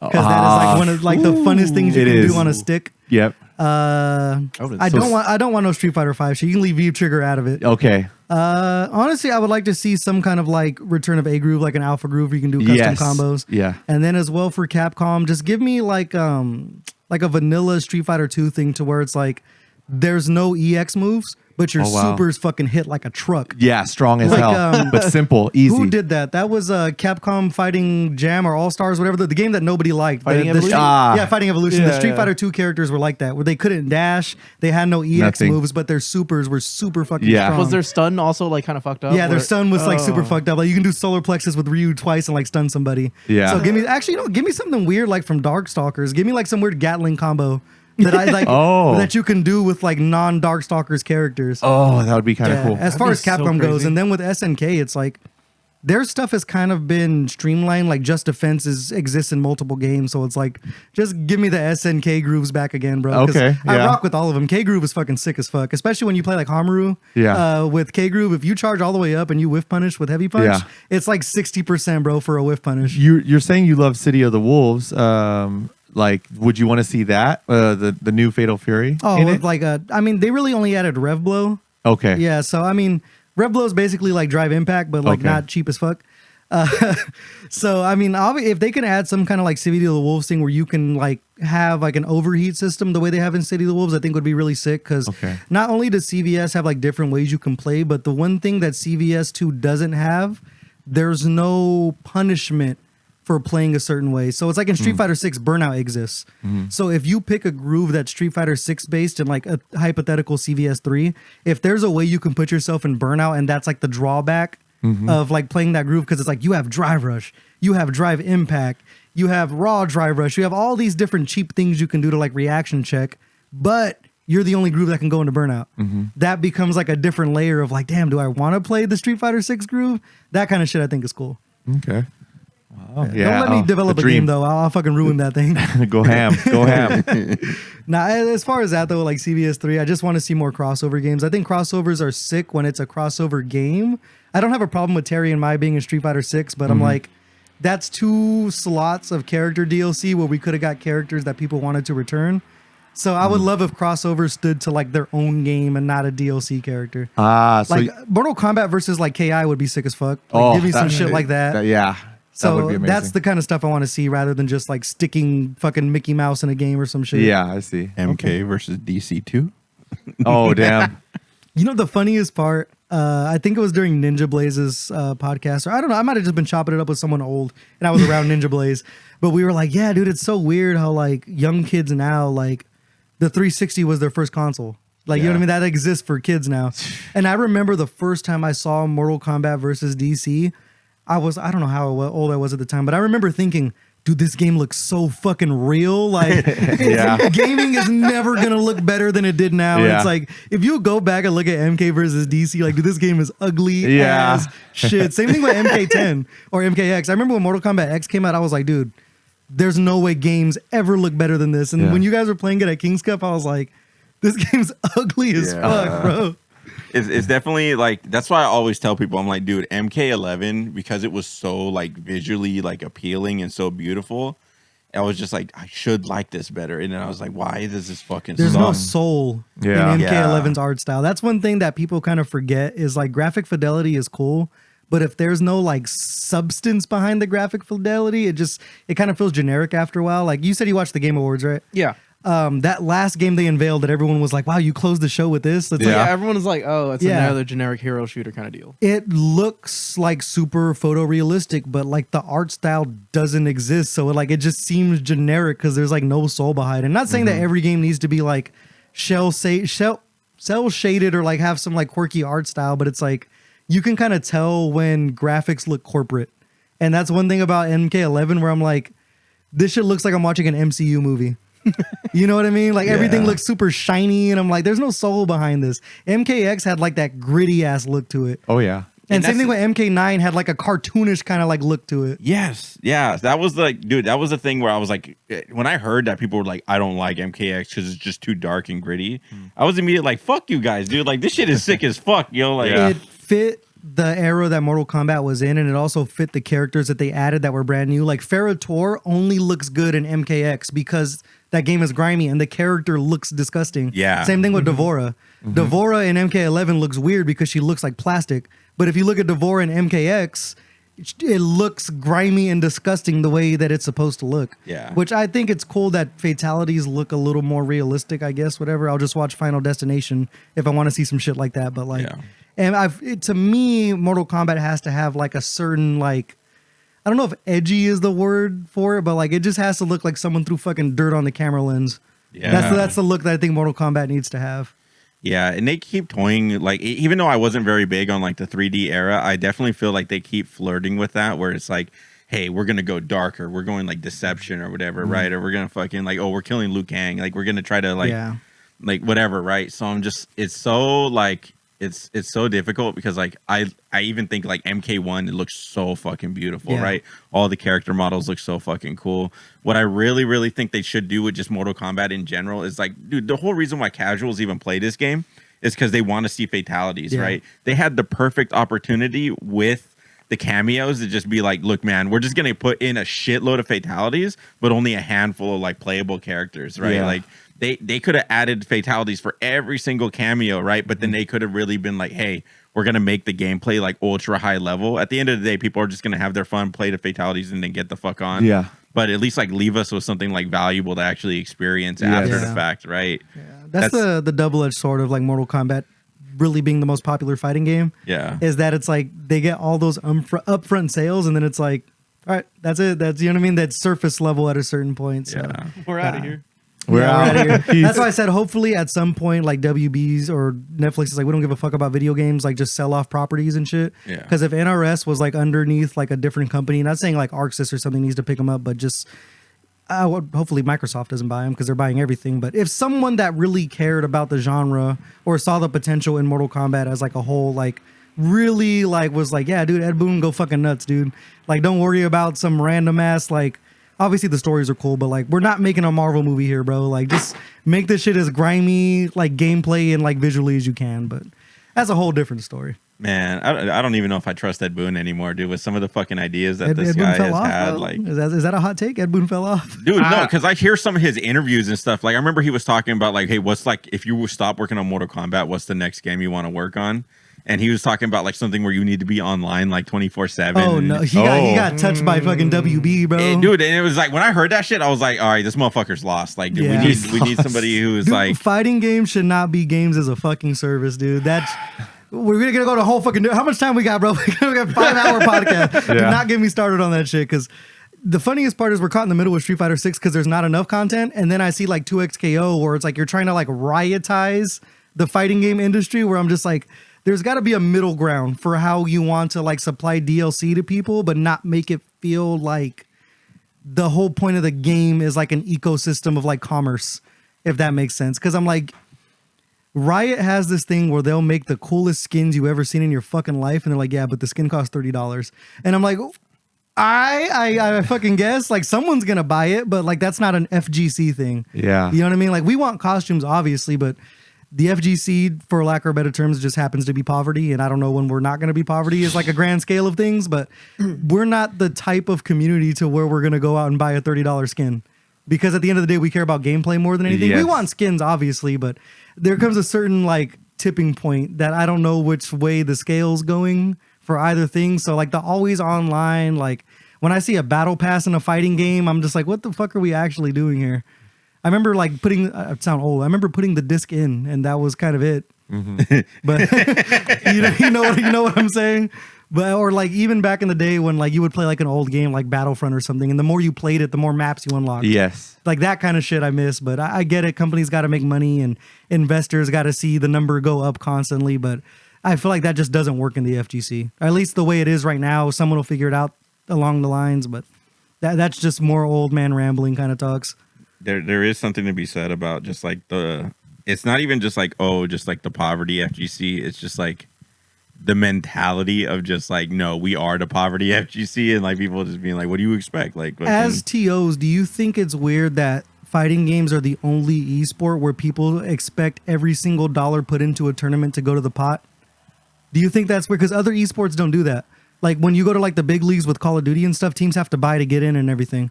But all the money that's put in doesn't go to the players. Like they pay production, they pay the TOs. Like, do you think it's weird that the FGC is the only community that does that? And then when TOs want to make money, you're immediately greedy. You're immediately only in it for the money. Do you think it's weird the FGC is the only sector like that? It's kind of weird because like it was one of the saving graces about like, I was like, hey man, we're about to like drop a lot of money on like all this equipment and do whatever. Is like when you take a step back and you look at like the FGC, like the only way to make this like viable, or the only people that make any sort of like money off of this, is in reality it's not really the players, and in a lot of cases it's like it's the companies that make the game, and it's like maybe a handful, and I say a handful, I mean a very, very small amount of like TOs that are like actually able to like sustain and like make this like a thing, right? So part of me is like, hey, as a TO, I have the best chance of making this sustainable. At the same time, like, to what degree will that like make whoever is like vilified or whatever? But also, like, how much can you like vilify a TO before everybody's just like, yeah, it's not worth it. I'm gonna go run like, you know, whatever Counter-Strike events or some other community where it's just like, no, I know these guys, like, this is like an active community where they spend like a shitload of money on this. With that being said, like, I don't give a fuck about Counter-Strike, right? Like, unlike Atlanta, right? Mortal Kombat's my thing, and that's the thing I'm going to live and die by. So it's like, I don't know. It's just like, again, we need to, the whole reason why I want to get that compound is to, again, to legitimize our hobby, where it's like, no, like, even if it's not active money that's like coming from, we need to continue to push boundaries. We need to continue to show people that it's like, even if there's not money involved, that the skill limit, the skill ceiling is just like infinitely higher than what we can imagine. And we need to continue to push people. Like, otherwise there's no reason for anybody outside of this to like really give a fuck. Like, that's where the money comes from. Like, how many people actually drive in F1? Like, less than 20 people a year. Yet how much millions of dollars are in F1? And there are a variety of like marketing reasons behind that, but it's like, there shouldn't be any reason like anybody is a fan of F1 outside of like, wow, I just like watching cars go fast. But it's like, it's so fucking amazing, and how they do it at such a high level that you don't need much more. So it's like, dude, where can we get fighting games to that point where it's like, dude, I don't even play fighting games, but this is fucking sick.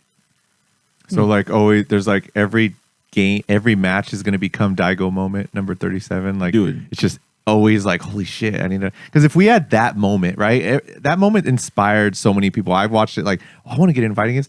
That'd be crazy if like you were saying, people get so high level where it always looks like a kung fu movie or something, you know, where it's just like, wow. I think the issue with that is like, to really understand how exciting something is in a fighting game, you kind of have to like play fighting games to understand why it's sick.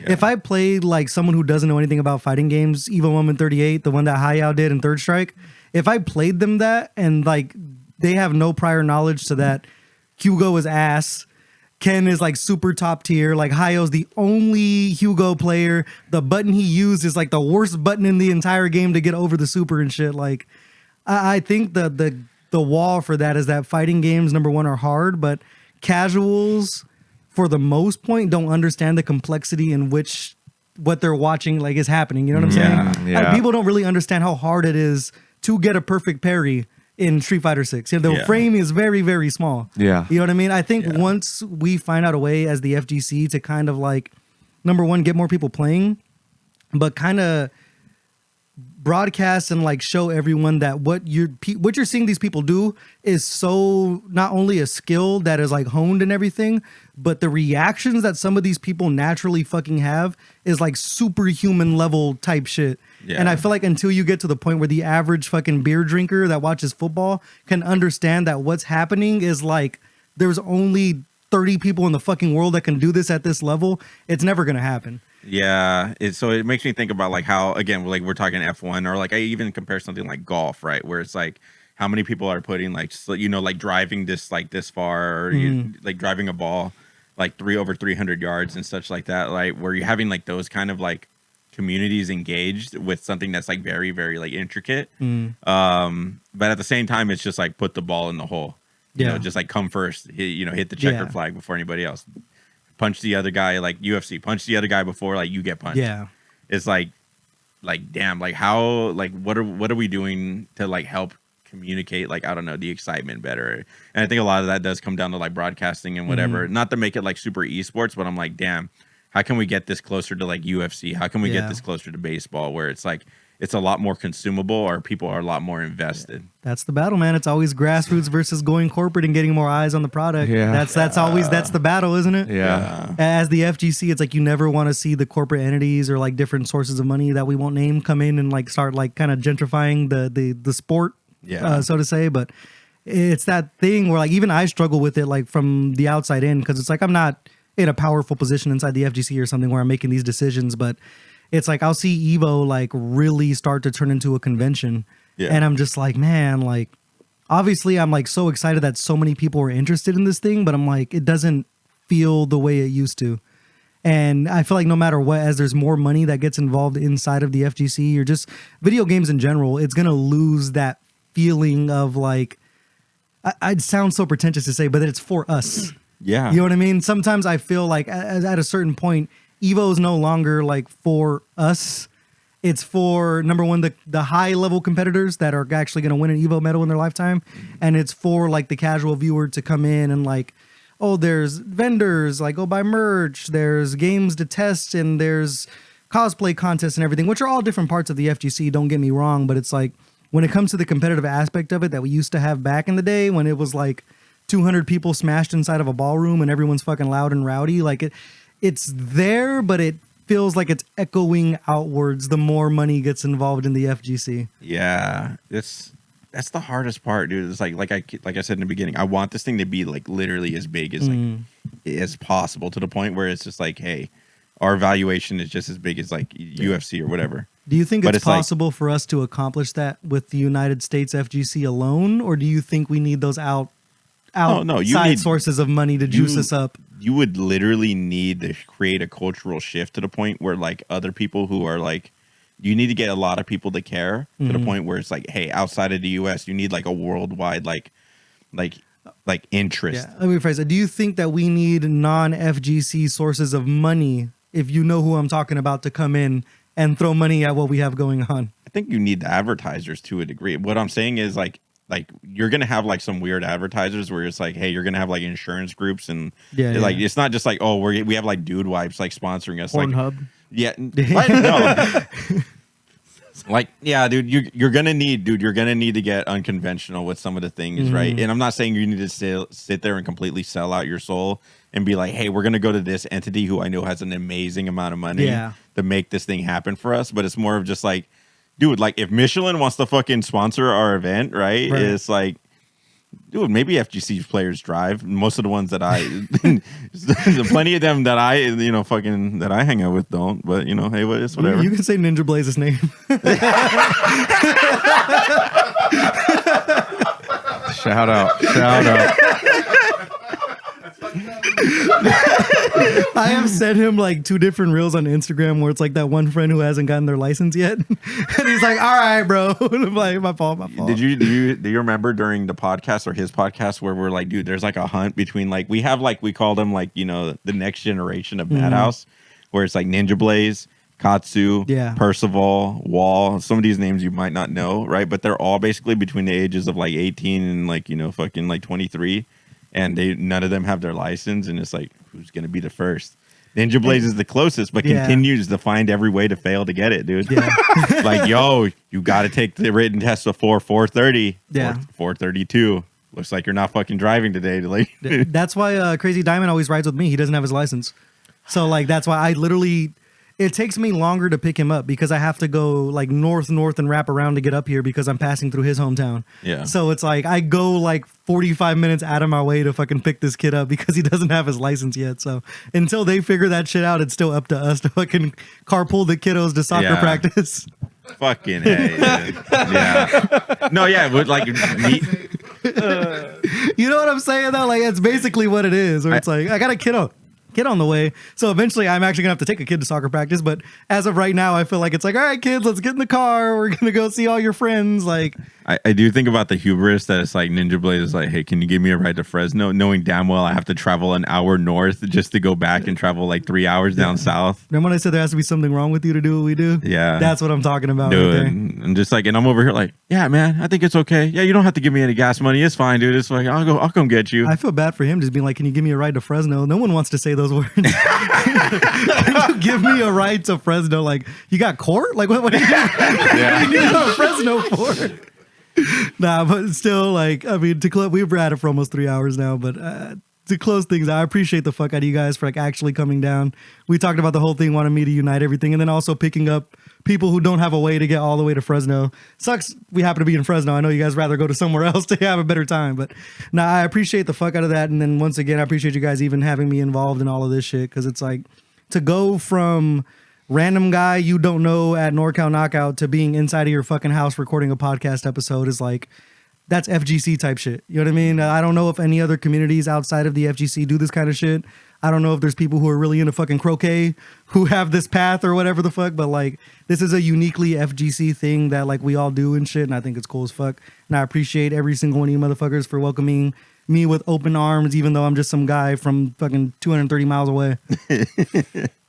No, dude, we appreciate you, dude. And like, honestly, like because of people like yourself who I feel like they are taking the hobby a little bit more seriously, I do think like, honestly, like we are doing the very difficult things that legitimize this hobby and legitimize what we're doing, because it is so meaningful to us. I legitimately believe that, like, dude, like if you had an amazing, like, you know, musician who was in a room playing by himself, he wouldn't be any less amazing, just in the same way that, you know, we're doing all these things with very, very high level execution level like stuff. And it's like, dude, just because like the world doesn't recognize what we're doing doesn't mean it's not amazing. Exactly. So it's like I said, your efforts are definitely like part of this whole, like I call it the war effort, but it's like we need all of this. We need everybody to come together to make this thing happen. Oh yeah. Because it's not just going to be just like, hey, just me or just the three of us or even just all of like NorCal. It's going to take everyone. Yeah. Ah, man. Fuck yeah. I mean, Absolutely. shit. Well, damn, hey, this was an amazing topic. We kept the ball rolling. Like you said, you definitely can freestyle afterwards and Dude, stuff. I so. am such a bullshitter, bro. We appreciate it. It was great, but there was no bullshit today. We felt the vibe and just everything. It was great. We're still gonna party at Dakota's after this. Yeah, that's Yeah, a good one. literally, We got brisket waiting The on us. man. brisket's been resting in the, what'd you say? Speak up. So May's we have over there talking shit. We have a whole peanut gallery here for everybody who hasn't known, dude. We got Rob, we got Sly Rob Coco, over we here. got May, we got other people in the It's the back power, over bro. there. They heard NonFactor was gonna be here, bro. A whole audience. Yeah, it did. But yeah, dude, we literally, as soon as we end this podcast, we're celebrating Katsu's 21st birthday over here. Hell So yeah. Without Katsu being here. we're still waiting on Katsu. still waiting dude. on That's Katsu. what I was They're on like- the way. They're on the way. Yeah. I was Okay. gonna I was like, text dude, you like 5 minutes from now and be like, bro, I can't make it. Yeah. Oh. More brisket for me, motherfucker.